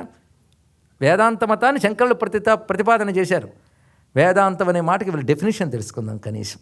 అంతం అంటే చివర అని అర్థం. ఇక్కడ వేదమునకు అంతము అంటే ఏమిటి? వేదము 4 వేదాలు చెప్పినా ఒక్కొక్క వేదంలో చాలా శాఖలు ఉంటాయి. ఒకదానికి 21 శాఖలు, ఇంకోది 101 శాఖలు, ఇంకోది 1000 శాఖలు. ఇలా శాఖలు మొత్తం చెప్పబడుతున్నాయి. ఒక్కొక్క శాఖలో 4 భాగాలు ఉంటాయి వేదంలో. సంహిత, ఆరణ్యకం, బ్రాహ్మణం, ఉపనిషత్ 4. సంహిత అంటే మెయిన్ టెస్ట్. దాన్ని యజ్ఞయాగాదుల్లో ఎలా వినియోగించాలి, కర్మలో ఎలా చూపించాలో చెప్పే శాస్త్రములు ఆరణ్యకం, బ్రాహ్మణం. దాని పరమార్థం చెప్పేది ఉపనిషత్తు. కనుక ఉపనిషత్తు ప్రతి వేద శాఖకి చివర చెప్పబడింది కదా. కనుక వేద మనకు అంతంలో ఏముంది? ఉపనిషత్తు. కనుక ఉపనిషత్తునే వేదాంతం అని పేరు. ఇది ఒక అర్థం. శంకరులు ఏం చెప్పారంటే అంతం అంటే తీర్మానం అని అర్థం ఇచ్చారు ఆయన. గొప్ప విషయం ఇక్కడ. ఒక 2 లాయర్లు వాదించారనుకోండి, వాళ్ళ వాదన వాళ్ళు చెప్పేస్తారు. చివరిది ఎవరిది? జడ్జిది. ఆయన ఒక వెర్డిక్ట్ ఇచ్చిన తర్వాత ఇంకా మాట్లాడడానికి లేదు, అంతే కదా. కనుక జడ్జిమెంట్ ఆర్ వెర్డిక్ట్. ఇది మొత్తం వాదమైన తర్వాత చివరికి తీర్మానం, అది అంతం. అంటే సత్యం, ఇది తీర్మానం. అలాగే వేదము ఏది ఇది సత్యమని తీర్మానించిందో దాని పేరు వేదాంతము. కనుక వేదము యొక్క తీర్పు, వేదము యొక్క తీర్మానం, వేదము చెప్పిన అంతిమ సత్యం, ది అల్టిమేట్ రియాలిటీ. కనుక వేదాంతం ఇది. ఆ వేదాంతాన్ని ప్రతిపాదన చేశాడు, అది అల్టిమేట్. దాన్ని తెలుసుకోవడానికి ఇవన్నీ మార్గాలుగా పనికిరావాలి. శంకరులు దేన్ని ఖండించలేదు. దాన్ని ఎక్కడి దాకా వచ్చారో, సంతోషం ఇక్కడి దాకా వచ్చారా, ఇంకొంచెం పైకి రండి, మీకు సత్యం తెలుస్తుందని వాడి పరమార్థాన్ని జతకలిసి చేశాడు. అందుకే మహానుభావుడికి సమన్వయ చక్రవర్తి అని పేరు. మహానుభావుడు సమన్వయపరిచాడండి మొత్తం అందరికీ. విభేదాలు పోగొట్టాడు, సమన్వయాన్ని సాధించాడు. అది 2 రకాలుగా చేశాడు ఆ మహానుభావుడు. ఒకటి అపారమైన వాంగ్మయాన్ని రచించడం, 2 మొత్తం దేశమంతా పర్యటించి ఒక ఆర్గనైజింగ్ స్కిల్ చేశాడు ఆ మహానుభావుడు. ఎక్కడ పీఠస్థాపన కానీ ధర్మ ప్రతిష్టాపన కానీ ఎంత అద్భుతంగా చేశాడు. కనుక వేదాంత బోధంటే కూర్చుని కబుర్లాడమే కాదు, శ్రమపడి తిరగాలి, వ్యాప్తి చేయాలి, ధర్మ ప్రతిష్టాపన చేయాలి. అదంతా చేశాడు మహానుభావుడు. ఇక్కడ అంత ఎన్నాళ్ళల్లో 32 ఏళ్ళు వచ్చిన పని అయిపోయింది. అంత గొప్పగా పరిపూర్తి చేశాడు. ఇంకొక ఆశ్చర్యకరమైన అంశం, ఆయన రచించిన పండితులు చదువుకున్న ఆహా ఓహో అని ఆలోచించే వాంగ్మయం అంతా 16 ఏళ్లకు రాశాడు. అది గుర్తుపెట్టుకోండి. మొత్తం ఆయన రచించిన భాష్య గ్రంథాలన్నీ 16 ఏళ్ళకి అయిపోయాయి. మిగిలిన 16 ఏళ్ళు దాన్ని ప్రతిష్ఠ చేయడం కోసం మొత్తం ఆసేతు సీతాచలం పర్యటించి విజయవంతమైన జీవితాన్ని సాధించినటువంటి మహానుభావుడు. ఇది ఆదిశంకరుల జీవితం తలంచుకుంటేనే ఆనందం కలుగుతుంది. అలాంటి శంకరుల జీవితంపై గ్రంథాలు చాలా వచ్చాయి. వాటన్నిటికీ పేర్లు ఏమిటయ్యా అంటే శంకర విజయం అని పేరు. ఇక్కడ శంకర విజయం. ఈ శంకర విజయాలు చాలా ఉన్నాయి. చరిత్రలో మనకు తెలుస్తూ 10 శంకర విజయాలు ఉన్నాయి సంస్కృతంలో. 10 శంకరుల విజయాలున్నా బాగా ప్రాచుర్యంలో ఉన్నవి 3. ఒకటి మాధవాచార్య రచించినటువంటి శంకర విజయం. మాధవాచార్యే సన్యాసాశ్రమం స్వీకరించక విద్యారణ్యులు విద్యారణులను తలంచుకుంటే మళ్ళీ ఒళ్ళు పులకిస్తుందండి. ఎందుకంటే శంకరుల తర్వాత మళ్ళీ శంకరులు ఎంతటి వారు, ఆయన చరిత్ర ముందు చెప్పుకోవాల్సింది. ఆ విద్యారణ్యులు వారు రచించిన శంకర విజయమే ఇప్పుడు ప్రసిద్ధిగా మనకు దొరుకుతుంది. కానీ విద్యారణ్య శంకర విజయం ప్రతి శ్లోకం పదం అర్థం తెలుసుకుంటూ చెప్తే అలాంటి శ్రద్ధాళువైన శ్రోతలు దొరికితే విద్యారణ్య శంకర విజయం సంవత్సరం చెప్పుకోవచ్చు, అంత గొప్పది. విద్యారణ్య శంకర విజయం కానీ జాగ్రత్తగా అధ్యయనం చేస్తే కాళిదాసాది మహాకావ్యాలన్నీ అధ్యయనం చేసినట్లే, అంత గొప్ప కవిత్వం ఉంటుంది అందులో. 16 అధ్యాయాల్లో శంకర విజయం రచించారు విద్యారణ్యుల వారు. ఎంత రమ్యమైన భాష, రమ్యమైన కవిత్వం. అలాంటి ఆస్వాదించే వాళ్ళు ఇప్పుడు తగ్గిపోతున్నారు. కానీ ఒకవేళ అలాంటి రసజ్ఞత విజ్ఞత ఉంటే మాత్రం అందులో శ్లోకాలు చెప్తూ చూస్తూ ఉంటే ఒకవైపు అద్భుతమైన తర్కం, మరొక వైపు తత్వం, మరొక వైపు కవిత్వం. ఆ విద్యారణ్యుల వారు మళ్ళీ ఒక అవతార పురుషుడు అంటారండి. 126 ఏళ్ళు జీవించాడు మహానుభావుడు. వేదము చెప్పినటువంటి ఆయుష్, వేదము మానవుడికి పరిపూర్ణ ఆయుష్ 126 ఏళ్ళు అంది. కానీ వాడి యొక్క ప్రవర్తనల వల్ల తగ్గించేసుకుంటున్నాడు కలియుగంలో అని చెప్పారు ఇక్కడ. ఆ అన్నాళ్ళు బ్రతికిన వాళ్ళ చరిత్రలో మనకి అతి కొద్ది మంది కనిపిస్తారు. అయితే ఇప్పటికి హిమాలయాల్లో 1000 ఏళ్ల వయస్సు కలిగిన యోగులు ఉన్నారు, వారు వేరే విషయం. కానీ చరిత్రలో మనకి ఇన్నాళ్ళు బ్రతికిన వాళ్ళల్లో ఒకరు తులసీదాసు, ఇంకొకరు విద్యారణ్యుల వారు. వారు ఉభయుల్ని మనం స్మరించుకోవాల్సిందే. ఈ విద్యారణ్యుల వారు గొప్పతనం ఏంటంటే శంకరులు వలెనే ఈయన కూడా ప్రవర్తించాడు. బహుశా శంకరులు ఆ రోజుల్లో 32 ఏళ్ళ పనంతా అయిపోయింది, ఇప్పుడు అలా లాభం లేదని మళ్ళీ ఆయన వచ్చి 126 ఏళ్ళు ఉన్నారేమో అనిపిస్తుంది. కనుక మళ్ళీ వచ్చిన శంకరులే విద్యారణ్యుల వారు. ఇది నమస్కరించుకోవాల్సిన మరొక గొప్ప విషయం. ఎందుకంటే విద్యారణ్యుల వారిని ప్రతివాడు ప్రాతకాలంలో స్మరించుకోవాలండి. ఎందుకంటే భారతీయులు కృతజ్ఞులు కాకూడదు. మన మహాత్ముల్ని మనం మర్చిపోతున్నాం, మన మహాపురుషుల చరిత్రలు మనకు తెలియడం లేదు. అందుకే మనకు స్ఫూర్తి కలగడం లేదు మన సంస్కృతి మీద. అది కుప్పకూలిపోతున్నా పట్టని నిద్రలో ఉన్నాం మనం ఇప్పుడు. అందుకే మహాత్ముల చరిత్ర, ఈయన కూడా జగద్గురువే. ఈయన జగద్గురువులు స్థాపించిన శృంగేరి పీఠంలో 12వ పీఠాధిపతి విద్యారణ్యుల వారు. ఈ పీఠాధిపత్యం పొందకముందు ఆయన చేసినటువంటి కృషి అంతా ఇంత కాదు, మహాతపస్సును ఆచరించాడు మహానుభావుడు. అప్పుడు పీఠాధిపతిగా ఉన్న విద్యాశంకరుల వారు ఈయన సోదరుణ్ణి పీఠాధిపతిగా చేశారు. ఆయన వెళ్ళిపోతూ ఈయన్ని పిలిచి, అప్పటికే సన్యసించారు విద్యారణ్యుల వారు, పిలిచి పీఠాధిపత్యం అప్పగించారు. ఈయన పీఠాధిపతి అయిన తర్వాత చేసిన మార్పులు సామాన్యం కాదు. ముందుగా అన్యమతంలోకి వెళ్ళిపోయినటువంటి హరిహర బుక్కరాయలు ఈయన్ని ఆశ్రయించిన తర్వాత తిరిగి హిందూ మతంలోకి తీసుకువచ్చి రీకన్వర్షన్ అనేది చేశాడండి మహానుభావుడు. గర్వాపసి చేసి ఆ మహానుభావుడు వారి చేత తన తపశ్శక్తి ధారపోసుక మహాసామ్రాజ్యాన్ని స్థాపన చేశాడు. అది విద్యానగర సామ్రాజ్యం, విజయనగరం. కొన్ని 100 ఏళ్ళు భారతీయ చరిత్రలో సువర్ణాక్షరాలతో లిఖించదగినటువంటి విజయనగర సామ్రాజ్యం స్థాపించినవాడు ఒక సన్యాసి. అది తెలుసుకోండి ఇక్కడ. అందుకే భారతీయ సంస్కృతిలో గొప్పతనం ఏంటంటే పదవుల్ని సంపదల్ని గడ్డిపోచలా పారవేసిన మహర్షులు నడిపించారు ఈ రాజ్యాలని. తెలుసుకోండి, వశిష్ఠ మహర్షి నడిపితే సూర్యవంశం నడిచింది. అదేవిధంగా విద్యారణ్యుల వారు సామ్రాజ్య స్థాపన చేసి తన తపశ్శక్తితో ఆనాడు ఆదిశంకరుల వలనే భువనేశ్వరి ఉపాసన చేసి కనకవృష్టి కురిపించాడని విద్యానగరంలో. అంత తపశ్శక్తి సంపన్నుడు, సామాన్యం కాదు. ఒక ఆయన చరిత్ర చెప్పుకుంటే జగద్గురు చరిత్రే అవుతుంది, అంత విశేషమైనది. అంతేకాదు ఆయన చేసిన సంస్కరణ సామాన్యమా? శంకరులు 4 పీఠాలు పెడితే ఈయన శృంగేరి పీఠానికి ఉపపీఠాలుగా హంపి, పుష్పగిరి మొదలైన చోట్ల ఉపపీఠాలు స్థాపించి ధర్మ ప్రతిష్టాపన చేశాడు. శంకరులు వేదాంతానికి భాష్యం రాస్తే 4 వేదాలకి భాష్యం రచించిన వాడు విద్యారణ్యుల వారు. ఏం చెప్పగలవండి ఆ మహానుభావుని? అంతేకాదు వేదాంత పంచదశి మ్యాగ్నం ఓపస్ ఆయనది, అది రచించాడు వేదాంత పంచదశి. అక్కడ తాకుండా మరొకటి సర్వదర్శన సంగ్రహ. ఇప్పటికీ ప్రపంచ మేధావులు ఆశ్చర్యపోతారు ఆ పుస్తకం చూస్తే. సర్వదర్శన సంగ్రహ అంటే ఇలా రచించగలగాలంటే అంత ఓపెన్ మైండ్ ఉండాలండి ఇక్కడ. బహుశా అంత ఓపెన్ మైండ్ అద్వైతికి మాత్రమే ఉంటుందేమో, ఇందులో సందేహం లేదు. ఇక్కడ సర్వదర్శన సంగ్రహ పుస్తకం పేర్లు చెప్తున్నాం, తర్వాత వెతుక్కోండి. సర్వదర్శన సంగ్రహ గొప్పతనం ఏంటంటే ఆనాటికి ప్రపంచంలో ఉన్న అన్ని రకాలైనటువంటి దర్శన శాస్త్రాలు, అంటే నాస్తిక దర్శనాలు, ఆస్తిక దర్శనాలు, జ్ఞానాలు, వాటి గురించి చెప్పే గ్రంథం. ఇందులో దేన్ని ఖండించడు, దేన్ని తిట్టడు. అదేమిటి చెప్తోందే చెప్తాడు. ఆ విషయం ఏమిటి, ఆ దర్శన శాస్త్రం రాసిన వాడెవడు, ఆ దర్శనాన్ని చెప్పిన వాడెవడు, అందులో అంశం ఏమిటి, ఇంతే ఉంటుందండి. అది రాయాలంటే అంత ప్రిజుడిస్ లేకుండా, బయాసుడు కాకుండా రాయాలి. అలా రాయగలిగాడు మహానుభావుడు. సర్వదర్శన సంగ్రహ, వేదాంత పంచదశి 2 మ్యాగ్నం ఓపస్, ఆ 2 రచించాడు. ఆయన రచించినదే ఆదిశంకర విజయం. అదొక మహాకావ్యం. మనం చెప్పుకునే జగద్గురు చరిత్ర అంతా దాన్ని ఆధారం చేసుకుని చెప్పుకోబోతున్నాం. ఇది కాకుండా మరొక 2 గ్రంథాలు ఉన్నాయి శంకర విజయానికి సంబంధించి దొరుకుతున్న వాటిలో సంస్కృతంలో. చిద్విలాసుడు అని ఒక ఆయన, ఆనందగిరి అని ఒక ఆయన, వీరు రచించినవి ఉన్నాయి. ఇవి కాకుండా శంకరులు అవతరిస్తారు అని వ్యాసుడు పురాణాల్లో రచించాడు. ఆశ్చర్యకర అంశం ఇక్కడ. అది శివరహస్యం అనే గ్రంథంలో చతుర్భి సహితై శిష్యై శంకరో అవతరిష్యతి, ఇది మాట. 4 శిష్యులతో శంకరుడు అవతరిస్తాడు అని ఆనాడు ప్రతిపాదన జరిగింది ఇక్కడ. అది ఇది పుట్టిన తర్వాత ఎవరో రాసి పెట్టేశారండి అంటారు రీసెర్చ్ స్కాలర్స్. కానీ త్రికాల ద్రష్ట అయిన వ్యాసుడు రచించాడు అంటారు సంప్రదాయం తెలిసినటువంటి వారు. అంతేకాదు రుద్రంలో ఒక మంత్రం ఉంది, నమః కపర్దెనేచ వ్యుప్తకేశాయ చ అని ఒక మంత్రం. దీనికి కంచి మహాస్వామి చంద్రశేఖరేంద్ర సరస్వతి స్వామి వారు మళ్ళీ ఈయనకు శంకరాచార్యులండి. ఆ శంకర తపస్సు ఎంత గొప్పది అంటే నేటికి భారతదేశాన్ని కాపు కాస్తున్నాడు ఆదిశంకర భగవత్పాదులు వారు అని తపస్సు. ఇది గుర్తుపెట్టుకోవాల్సింది. అందుకే మనందరం జగద్గురు అని శంకరుని నమస్కరించుకోవాలి. ఇప్పటికొక్కసారి శంకరపీఠాల్లో వచ్చిన మహాత్ముల్ని తలంచుకుంటూ ఉంటే ఒక్కొక్కరు ఎంత త్యాగం, సాక్షాత్ శివుడే ఈయన అనిపించేట్టు నిన్న మొన్నటి వరకు భూమి మీద తిరిగినటువంటి మహాత్ములు కంచి మహాస్వామి చంద్రశేఖరేంద్ర సరస్వతి స్వామివారు.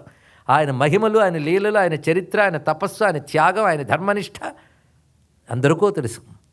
ఇప్పుడు ప్రస్తుతం కూడా మనకి శృంగేరి యందు భారతీతీర్థ మహాస్వామి వారు నడిచే శారద. ఒక్కసారి వెళ్ళి అడిగితే ఏ భాషలో చెప్పాలంటారు. ఈ ప్రశ్న ఎవడు వేయగలడు? అన్ని భాషలు తెలిసిన వారు. తాను యజుర్వేది అయినప్పటికి కూడా అవతలవాడు ఋగ్వేదం చదువుతుంటే చిన్న స్వరం తప్పొచ్చినా చూసి దిద్దగలిగిన మహానుభావుడు. వేదాంగాల్లో యమనీయమాసన ప్రాణాయామ ప్రత్యాహార ధారణ ధ్యాన సమాధి అష్టాంగ యోగ అనుష్ఠాన నిష్ఠ తపశ్చక్రవర్తి అని కీర్తించడానికి సరి అయినటువంటి మహాత్ములు ఇప్పటికీ ఉన్నారు, జీవన్ముక్తులు. కనుక ఆదిశంకరుల పీఠాలు వాళ్ళ తపశ్శక్తితో కాపాడుతున్న దేశాన్ని. అది గొప్ప అంశం. కంచి మహాస్వామి వారు ఒక మాట చెప్పారు. ఈ కపర్దనేచ వ్యుప్తకేశ గురించి చెప్తే ఆయన అన్న మాట ఏమిటంటే, కపర్ది అంటే జటాజూటము కలవాడు, వ్యుప్తకేశ అంటే గుండు గొరిగించుకున్నవాడు అని అర్థం. ఇక్కడ శివుడికి 2 రూపాలు చెప్పారు. జుట్టు పెంచి జడలు పెంచిన వాడువు నువ్వే, జుట్టు గీసేసుకున్నవాడు నువ్వే అన్నారు ఇక్కడ. అయితే జుట్టు పెంచుకున్న రూపం ఒకటి ఉన్నదయ్యా అన్నాడు. అదేంటంటే దక్షిణామూర్తి రూపం. అంత జటాజూటం ఉంటుంది, అందులో నెలవంక ఉంటుంది, గంగ ఉంటుంది. అది దక్షిణామూర్తి రూపం. కనుక జుట్టు బాగా పెంచుకుని జడలతో ఉన్నటువంటి గురువు దక్షిణామూర్తే. జుట్టు గొరిగించుకున్న శివుడు ఎవరయ్యా అంటే శంకరాచార్యులు అని చెప్పారు. వ్యుప్తకేశాయ అంటే శంకరాచార్యులు అని చెప్పారు. ఎంత గొప్ప మాట చెప్పారు ఇక్కడ. అందుకే ఆదిశంకరులు సాక్షాత్ శివుడే. ఆ మాట విద్యారణుల వారు ఎంత అందంగా చెప్పారంటే, అజ్ఞానాంతర్గహన పతితాన్ ఆత్మవిద్యోపదేశై త్రాతుం లోకాన్ భవదవశిఖా తాపపాపచ్యమానాన్ ముక్త్వా మౌనం వటవిటపినో మూలతో నిష్పతంతి శంభోర్మూర్తిశ్చరతి భువనే శంకరాచార్య రూపా. శంకర విజయంలో విద్యారణులు వారు చెప్పిన అత్యద్భుతమైనటువంటి మాట ఇది. ఇక్కడ దీని భావం ఏంటంటే, వటవృక్ష మూలంలో ఉన్నాడు గురువు. ఎవరైనా ఒకసారి మీరు ఆ పేరంటే ఆనందంగా ఉంటుంది. మీకు పాపాలు పోతే నాకు పాపాలు పోతాయని మీకు తెలియదని కాదు. ఒకసారి పేరు అనుకుంటే చాలు. చిత్రం వడతరోర్మూలే వృద్ధా శిష్యా గురుర్యువ గురోస్తు మౌనం వ్యాఖ్యానం శిష్యాస్తు చిన్న సంశయా. ఆ వటవృక్ష మూలంలో ఉన్నాడు. ఎడం చేతిలో పుస్తకం పట్టుకున్నాడు, కుడి చేతిలో చిరుముద్ర పట్టుకున్నాడు. రూపం అలాగే గుర్తుపెట్టుకోండి. పైన అమృత కలశము అక్షమాల పట్టుకున్నాడు. స్ఫటిక రజత వర్ణం మౌక్తికి మక్షమాల అమృత కలశ విద్య జ్ఞానముద్ర కరాబ్జై దతత మురుగకక్షం చంద్రచూడం త్రినేత్రం విధృత వివిధ రూపం దక్షిణామూర్తిమిడే. అందమైనటువంటి ఆ రూపం. ఇందులో దక్షిణామూర్తి రూపాలు శాస్త్ర ప్రకారంగా 16 ఉన్నాయండి. దక్షిణామూర్తి రూపాలు ఉపాసనలు అని పేరు తలంచుకుంటేనే చాలు, అన్ని అజ్ఞానాలు పోతాయి. గురవే సర్వలోకానాం భిషజే భవరోగిణా నిధయే సర్వ విద్యానాం దక్షిణామూర్తయే నమః. పరా అపర 2 విద్యలు ఇవ్వగలిగిన వాడైనా. ఆ పైన ఒక చేతిలో అమృతం కలశ పట్టుకున్నట్ట, ఇంకో చేతితో అక్షమాల పట్టుకున్నాడు. కింద మాత్రం పుస్తకం చిరుముద్ర. ఇంకో దక్షిణామూర్తి రూపంలో వీణ పట్టుకుంటాడు. మరొక దక్షిణామూర్తి రూపంలో పుస్తకము అగ్ని పట్టుకుంటాడు. ఇలాగ రకరకాలు. కానీ పైవి 2 మారుతాయి, కానీ కింద మాత్రం ఎప్పుడు పెర్మనెంటే. ఒక చేతిలో పుస్తకం, మరొక చేతిలో చిన్ముద్ర. అర్థం ఏంటయ్యా అంటే ఇదంతా సర్వశాస్త్రాలు, దీని సారం జీవబ్రహ్మైక్యం అని చెప్తాటంతే ఇక్కడ. కనుక చిన్ముద్ర ఒక్కటి చాలయ్యా. ఆ దక్షిణామూర్తి చిన్ముద్ర. యో ముద్రయా భద్రయా అంగుష్ట తర్జనీ యోగ ముద్రావ్యాజైన దేహినాం శృత్యైక్యం బ్రహ్మజీవైక్యం దర్శయన్ నోవతాత్ శివ. శృత్యర్థం బ్రహ్మజీవైక్యం. వేదాంతం యొక్క అర్థము జీవబ్రహ్మల ఐకత్వం. దానిని అంగుష్ట తర్జనీ యోగ ముద్రావ్యాజేన, అంగుష్టము తర్జని బొటనవేలు చూపుడు వేలు కలిపి జీవబ్రహ్మైక్యాన్ని బోధించాడయ్యా అన్నాడు ఇక్కడ. ఎందుకంటే ఈ మూడు ప్రపంచం, ఇది జీవుడు, ఇది ఈశ్వరుడు. చూసారా, అరచేతిలో వైకుంఠం అంటే ఇదే, అరచేతిలో విజ్ఞానం మొత్తం ఎంత గొప్పగా చెప్పాడు ఇక్కడ. కనుక ఈ మూడు లెక్క కట్టుకో అన్నాడు. సృష్టి, స్థితి, లయ, స్థూల సూక్ష్మ కారణ, సత్వ రజస్తము, భూత భవిష్యత్ వర్తమాన, ఇవన్నీ ప్రపంచానికి సంబంధించినవే. వీడు జీవుడు గాడు, ఇండికేటర్ జీవుడు. వీడు దేంతో కలిసి ఉన్నాడు ఇప్పుడు? ప్రపంచంతో కలిసి అలా గోల పెడుతున్నాడు. ఈ నాలుగింటికి బేస్ పరమాత్మ. కానీ దీంతో కలిసి ఉన్నంతకాలం వీడు తెలియట్లేదు. కనుక ఈ మూడింటితో, త్రిగుణాలతో, త్రిలోకాలతో, త్రికాలాలతో, ఈ త్రీతో కలిసిపోయిన జీవుడు వాటి నుంచి కాస్త దూరమై పరమాత్మ వైపు వెళ్ళి పరమాత్మతో ఐక్యమైపోతే పరిపూర్ణుడవుతున్నాడయ్యా అని చెప్పాడు ఇక్కడ. ఎంతుందయ్యా చిన్ముద్రలో? అంగుష్ట తర్జనీ యోగ ముద్రా వ్యాజైన దేహినాం. ఇన్ని శాస్త్రాలకు లక్ష్యం ఇది, తెలుసుకో అని చెప్తున్నట్ట దక్షిణామూర్తి. అబ్బా మీరు చెప్పారు కానీ అర్థం కాలేదంటే దాన్ని అపస్మారుడు అంటారయ్యా అన్నాడు ఇక్కడ. అందుకైనా సైలెంట్గా చేసే పని ఏమిటయ్యా అంటే, ఎడమ పాదం ఎత్తి కుడి తొడ మీద పెట్టుకుని కుడి పాదంతో రాక్షసుడు నొక్కుతుంటాడు. వాడు ఎవడయ్యా అంటే మనలో భద్రంగా ఉన్నవాడు అన్నారు వాడిని. వాడిని అపస్మారుడు అంటారు ఇక్కడ. అంటే గుర్తుపెట్టుకోవాల్సింది గుర్తుపెట్టుకోకుండా పనికిమాలవన్నీ గుర్తుపెట్టుకునేవాడిని ఇక్కడ. అపస్మృతి, వాడే బుద్ధిమాంద్యం, జ్ఞానానికి అవరోధం అదే. అందుకే తమస పరస్తాత్ అన్నారు. అజ్ఞానానికి ఆవల భగవంతుడు ఉంటాడు. అందుకే అజ్ఞానం అంత అపస్మారుడైతే అజ్ఞానానికి ఆవలున్న భగవంతుడు దక్షిణామూర్తి అయ్యాడు ఇక్కడ. ఆయన పాదాలు పట్టుకో, ఆయన నీలో ఉన్న అజ్ఞానాన్ని తొక్కి పెడతాడు, జ్ఞానాన్ని ఇస్తాడు. ఇంత ఉందండి దక్షిణామూర్తి స్వరూపంలో. ఆయన ఎక్కడున్నాడయ్యా అంటే వటతరోర్మూలే, వటవృక్షమూలంలో ఉన్నాడయ్యా అన్నాడు ఇక్కడ. మర్రి చెట్టు మొదట్లో ఉన్నట్ట. ఏమిటయ్యా అంటే మర్రి చెట్టు మొదట్లో ఆయన కూర్చోకపోతే మొదలేదో తెలియదు మనకి. కొంచెం ఆలోచించండి. మర్రి చెట్టుకి మొదలు చెప్పగలరా? అది ఎప్పుడు అడయారులో మర్రి చెట్టు ఉంది అంటారు చెన్నైలో. అలాగే ఎక్కడ ప్రయాగలో ఒక మర్రి చెట్టు ఉంది, వటవృక్షం విస్తరిస్తే దాని మొదలేదో తెలియదు. ఓడలు దింపుకుంటూ వెళ్ళిపోతూ ఉంటుంది, విస్తరిస్తుంది ఇక్కడ. దాని మొదలు తెలియదు కదా. అలాగే ప్రపంచం పరిశీలించండి, ప్రపంచమంతా వటవృక్షమే. దాని మొదలేదో మనకు తెలియదు. ఎందుకంటే సృష్టికి కారణం ఎవడూ చెప్పలేడు. వీడు ఒకటి కారణం అంటే వాడు ఇంకోటి కారణం చూపిస్తాడు. కానీ కారణమేదో తెలియకుండా ఒకదానికొకటి కారణమై ఒకదానికొకటి కార్యమై విస్తరించిపోయిన విశ్వమే వటవృక్షం. అప్పుడు ఆలోచించవలసింది ఏంటయ్యే, ఆ కింద కూర్చున్నాడు ఆయన. అంటే ఇంత విశ్వమనే వటవృక్షానికి మూలం పరమేశ్వరుడే అని చెప్పడానికి దాని కింద కూర్చున్నాడు. చూసారా ఒక్కొక్క రూపం వెనకాల ఎంత తత్వం ఉంటుందో. అలాంటి దక్షిణామూర్తి మౌనంగా ఉన్నాడు.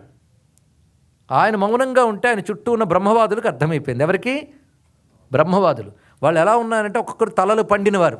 గురువుగారేమో 16 ఏళ్ళ కుర్రాడు, శివుడు నిత్య యవ్వనుడు. ఆయన 16 ఏళ్ళ కుర్రవాడే అక్కడ కూర్చుని ఉన్నాడు. ఆయన చుట్టూ తలలు పండిన వారు ఉన్నారు. అయితే తలలు పండిపోవడమే జ్ఞానానికి అర్హత అని కాదు, జ్ఞానం పండిపోయింది వాళ్ళ దగ్గర. అంటే వాళ్ళ పేరు బ్రహ్మవాదులు. ఇది తెలుసుకోవాలి. అంతగాని ఎలాగో రిటైర్ అయిపోయాను కనుక వేదాంతం చెప్పండి నేను కూర్చున్న వాళ్ళు కారు అక్కడ. వాళ్ళందరి పేరు బ్రహ్మవాదులు. బ్రహ్మవాదులు అంటే బ్రహ్మం అంటే వేదము. ఎప్పుడు నిరంతరం వేదాధ్యయనం చేసి వేదము చెప్పే పరమాత్మ గురించి ఆలోచన చేసి బుర్రతో ఆలోచనతో ఏం తెలుసుకోవాలో అన్నీ తెలుసుకున్నారు. ఒక్క అనుభవమే మిగిలిపోయింది వాడి దగ్గర. అందుకే వాళ్ళ దగ్గర మళ్ళీ ఉపన్యాసం మొదలెడితే మాకు అన్నీ తెలిసిన నోరుముయి అంటారు ఇక్కడ. అందుకే వాళ్ళకి మాటతో తెలుసుకోవాల్సినవన్నీ తెలుసుకున్నారు ఇక్కడ. మా మాటకు అతీతమైన అనుభూతి రావాలి. అందుకోసం వాళ్ళు పరమేశ్వరుని ఆశ్రయించారు. వారికి పరమాత్మ కేవలం దీంతో బోధించాడు మౌనం. వాళ్ళకైతే మౌనం సరిపోయింది. కానీ ఇప్పుడు ఈ కలియుగంలో గోల పెడుతున్న ఈ అజ్ఞానాలు, వీళ్ళ గోల నువ్వు తొలగించాలంటే నీ మౌనానికి నువ్వు వ్యాఖ్యానం చెప్పి రావాలయ్యా. ఆ మర్రి చెట్టు మొదట్లో 4 చేతులు ఇసుకు కూర్చుంటే లాభం లేదు. ఆ మర్రి చెట్టు విడిచిపెట్టిరా అని పిలిచేట దేవతలు. అప్పుడు మర్రి చెట్టు విడిచిపెట్టి వచ్చాడు ఆయన. అయితే అలాంటి 4 చేతుల మూర్తిని చూడాలంటే ఉపాసనలో పండిపోవాలి. అది లేనప్పుడు సామాన్యులకి ఆయన 4 చేతులతో వస్తాడా? పైన 2 చేతులు లోపలికి లాగేసుకున్నాడు, కింద 2 చేతులు మిగిలాయి. యువకుడుగానే ఉన్నాడు. ఒక చేతిలో పుస్తకం, ఒక చేతిలో చిన్ముద్ర, తెల్లగా మెరిసిపోతున్నాడు స్ఫటికల్లా. ఒక్కసారి ఊహించుకోండి మూర్తి ఏదో. పై 2 చేతులు లోపలికి వెళ్ళిపోయి కింద 2 చేతులు మిగిలితే అదే ఆదిశంకర్ రూపం అయింది ఇక్కడ. మౌనం విడిచిపెట్టి వచ్చాడు. ఎందుకయ్యా అలా వచ్చాడంటే ప్రజల పరిస్థితి ఎలా ఉందంటే అజ్ఞానాంతర్గగన పతితాన్, అజ్ఞానమనే చీకటి అడవిలో దిక్కుతోచక మార్గం తెలియక పరిగెడుతున్నటువంటి వాళ్ళకి త్రాతుం లోకాన్, వాళ్ళని రక్షించాలి. దేనితో? ఆత్మవిద్యోపదేశై, బ్రహ్మ విద్యను ఉపదేశించి వాళ్ళని రక్షించాలనుకున్నాడు ఆయన. ఎందుకంటే వీళ్ళు ఆ అడవిలో పైగా దావాగ్ని చుట్టుముట్టిన అడవిలో తిరిగిపోతున్నారు. భవదవ శిఖాతాపపాపచ్యమానాన్, అలాంటి వాళ్ళని చల్లబరిచి దారి చూపి తరింపజేయడం కోసం ముక్త్వా మౌనం, మౌనాన్ని విడిచిపెట్టి వటవిటపినో మూలతో నిష్పతంతి, మర్రి చెట్టు యొక్క మొదలను కూడా విడిచిపెట్టి శంభోర్మూర్తి, శంభుని యొక్క మూర్తి చరతి భువనే, భువనంలో తిరుగుతోంది. ఎలాగా? శంకరాచార్య రూప, శంకరాచార్య రూపంలో తిరిగిందయ్యా అన్నారు ఇక్కడ. అందుకే సాక్షాత్ దక్షిణామూర్తియే ఆదిశంకర భగవత్పాదుల వరే అవతరించారు కనుక నేను జగద్గురువు.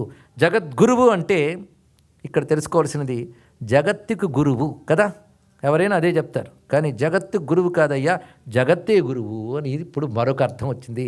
కనుక జగద్గురు అనే మాటకి జగతికి గురువైన వాడు నాకు అర్థము, జగత్తే గురువు. ఇది తెలుసుకుని పని చేయాలి. జగత్ ఎలా గురువు అవుతుంది అంటే నీలో శిష్య లక్షణాలు ఉంటే జగత్తు గురువు అవుతుంది. ఇది ఒకటి తెలుసుకోవాలి. నువ్వులో శిష్య లక్షణాలు ఉండాలి. రిసీవింగ్ ఎండ్ అంటాం, రిసెప్టివ్ పవర్, నీకు తెలుసుకునే శక్తి, తెలుసుకోవాలనే ఆసక్తి రెండు ఉండాలి ఇక్కడ. ఆసక్తి ఆసక్తి రెండు ఉండాలండి ఇక్కడ. ఆ రెండు నీలో ఉన్నప్పుడు, నీలో వినయం ఉన్నప్పుడు, ప్రపంచాన్ని పరమేశ్వర రూపంగా భావించినప్పుడు భగవంతుడు నీకు ఎక్కడి నుంచో వచ్చి చెప్పడు, ప్రపంచ రూపంలోనే బోధ చేస్తాడు. కనుక జగత్తుకి గురువు, జగత్తే గురువు, ఎక్కడి నుంచో రాక్కర్లే, జగత్ రూపంలో నేను బోధిస్తాడు ఇక్కడ. అయితే నువ్వు శిష్యుడు కావు, పరమాత్మను శరణు వేడు, శరణాగతులవు, అప్పుడు భగవంతుడు జగద్రూపంలోనే చెప్తాడు. కనుక జగన్నాథుడు వేరు, జగత్తు వేరు కాదు. హిందూ సంస్కృతిలో విశ్వరూపమే విశ్వేశ్వరుడు, విశ్వం విష్ణువు వషట్కార. కనుక మనల్ని తరింపజేయాలంటే జగద్గురువు ఎక్కడో పైనుంచి ఇక్కడ కిందకి రాక్కర్లే, జగద్రూపంలో అనుగ్రహిస్తాడు. అయితే నువ్వు ఆయన్ని మనసారా ధ్యానించు, చేతులారా పూజించు, నోరారా నుతించు. ఇవాళ ఎవరో అడిగారు నన్ను, కాబట్టి పూజలు చేయాలా తరించాలండి అంటే, మరేం చేస్తావు? ధ్యానం చేస్తావా? చెయ్యు, మనసు నిలబడదు. అది వచ్చింది మహా సమస్య. పూజ చేయక్కర్లేదని బద్ధకంతో ధ్యానం చేయాలనుకుంటాం, కానీ ధ్యానం పేరుతో చక్కగా నిద్రపోవచ్చు, అది వేరే విషయం. ఎవడికి నిలబడుతుందని మనసు దొంగ మాటలు కాకపోతే. నీకు శారీరక స్పృహ ఉన్నంతకాలం పూజలు చేయాలి, నీకు మాట్లాడే శక్తి ఉన్నంతకాలం స్తోత్రాలు చేయాలి, నీకు ఆలోచించే శక్తి ఉన్నంతకాలం భగవంతుని ధ్యానించాలి. ధ్యానం కాకపోతే స్మరణ చేయి, ఎందుకంటే ఈ మూడేగా నీకున్నది, శరీరము, మనస్సు, మాట. ఈ మూడింటితో పరమాత్మను శరణవేడు. త్వత్పాదాంబుజమర్చయామి పరమం త్వాంచింతయామ్యన్వహం త్వామీశం శరణం వ్రజామి వచసా త్వామేవ యాచే విభో దీక్షాం మే దిశ చాక్షుషీం సకరుణాం దివ్యైశ్చిరం ప్రార్థితాం శంభో లోకగురో మదీయ మనస సౌఖ్యోపదేశం కురు. ఇది కూడా ఆదిశంకరులే శివానంద లహరిలో రాశారండి ఇక్కడ. ఓ లోకగురో శంభో, నా మనస్సుకు ఏది సూక్ష్మో అది ఉపదేశించు, ఇలా చెప్పాలండి. అంతేగాని డాక్టర్ గారి దగ్గరికి వెళ్ళి మనమే ప్రిస్క్రిప్షన్ ఫలానా మందు రాయి అనకూడదు, అవునా లేదా? ఆయన ఏది రాస్తే అది వాడాలి.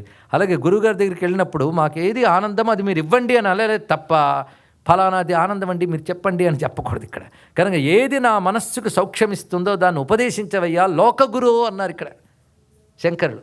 అంటే లోకానికి గురువైన శివ, లోకం అనే గురు రూపంలో ఉన్న శివ అని దీని యొక్క అర్థము.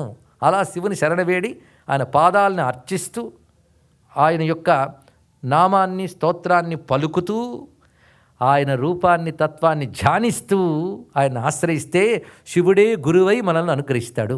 అందుకే పరమేశ్వరుని యొక్క జగద్గురు తత్వాన్ని మనం చెప్పుకోవడం అంటే పరమేశ్వర చరిత్రే. శంకర చరిత్ర అంటే శంకర చరిత్రే. ఒక మాట అంటారు శంకర విజయం రాస్తూ, ఎవరు? విద్యారణుల వారు. ఏమిటంటే సైషా కలిమల ఛేత్రి సకృచ్ఛృత్వాతు కామదా, ఇది చెప్పారు ఇక్కడ. సా ఏషా కలిమల ఛేత్రి అంటే శంకర విజయం కానీ శ్రద్ధగా వింటే కలికాలుష్యాలు పోతాయి, ఒక్కసారి వింటే చాలు ఏది కోరుకున్నా లభిస్తుంది అన్నారు. ఇది ఊరికినే రాశారనుకున్నారా ఫలశ్రుతి? నిజంగా ఆదిశంకరుల చరిత్రలో అడుగడుగున భగవద్విలాసం కనబడుతుంటుంది. ఆయన చూసిన శ్రీచక్రం, ఆయన చూసిన అమ్మవారు, ఆయన చూసిన శివుడు, ఆయన చూసిన నరసింహస్వామి, వీళ్ళు వస్తూ ఉంటారు.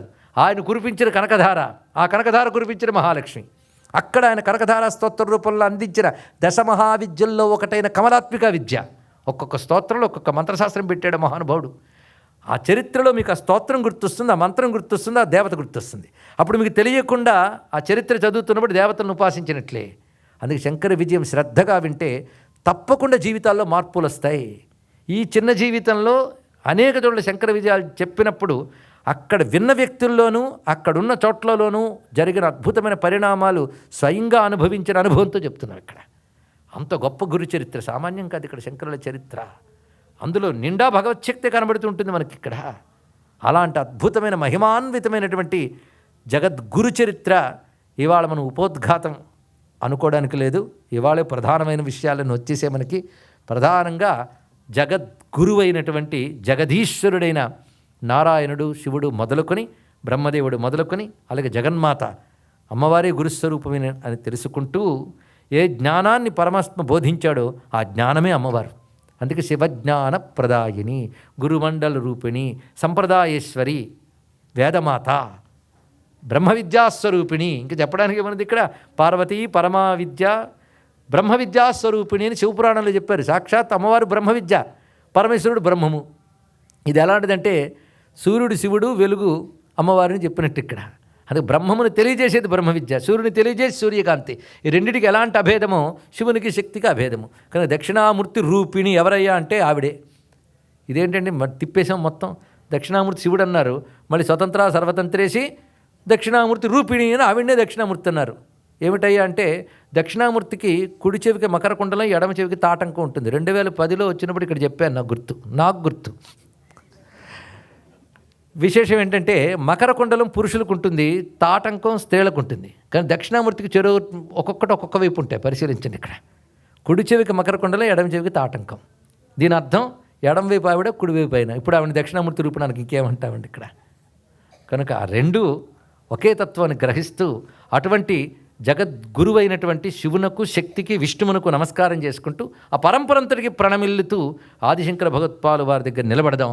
ఆయన చరిత్రను ఒక్కసారి మనం గ్రహించి హృదయం నిండా నింపుకొని అది మన స్ఫూర్తిగా తీసుకోవాలి. శ్రద్ధగా వింటే మన బుద్ధి మారుస్తుంది కూడా. ఎన్నో పుణ్యాలు పండే గనక మనం ఇక్కడ ఈ గురుతేజాన్ని ఆరాధించేటువంటి పండగ రోజుల్లో ఆ జగద్గురు చరిత్ర చెప్పుకునే యోగం మనకు లభించింది. అది ఈశ్వర కటాక్షంగా భావిస్తూ ఇవాళ ప్రారంభించుకున్నాం. రేపటి నుంచి కొనసాగిందాం. స్వస్తి. స్వస్తి ప్రజాభ్య పరిపాలయంతాం న్యాయేన మార్గేణ మహిం మహిషాః. గోబ్రాహ్మణేభ్యः శుభమస్తు నిత్యం. లోకాः సమస్తాः సుఖినో భవంతు. కాళే వర్షతు పర్జన్యః పృథివీ సస్యశాలిని. దేశోऽयं క్షోభరహితో బ్రాహ్మణాः సంతు నిర్భయాः. అపుత్రాः పుత్రిణः సంతు పుత్రిణः సంతు పౌత్రిణः. అధనాः సధనాः సంతు జీవంతు శరదాం శతం. జయ జయ శంకర హర హర శంకర. జయ జయ శంకర హర హర శంకర. జయ జయ శంకర హర హర శంకర. జయ జయ శంకర హర హర శంకర.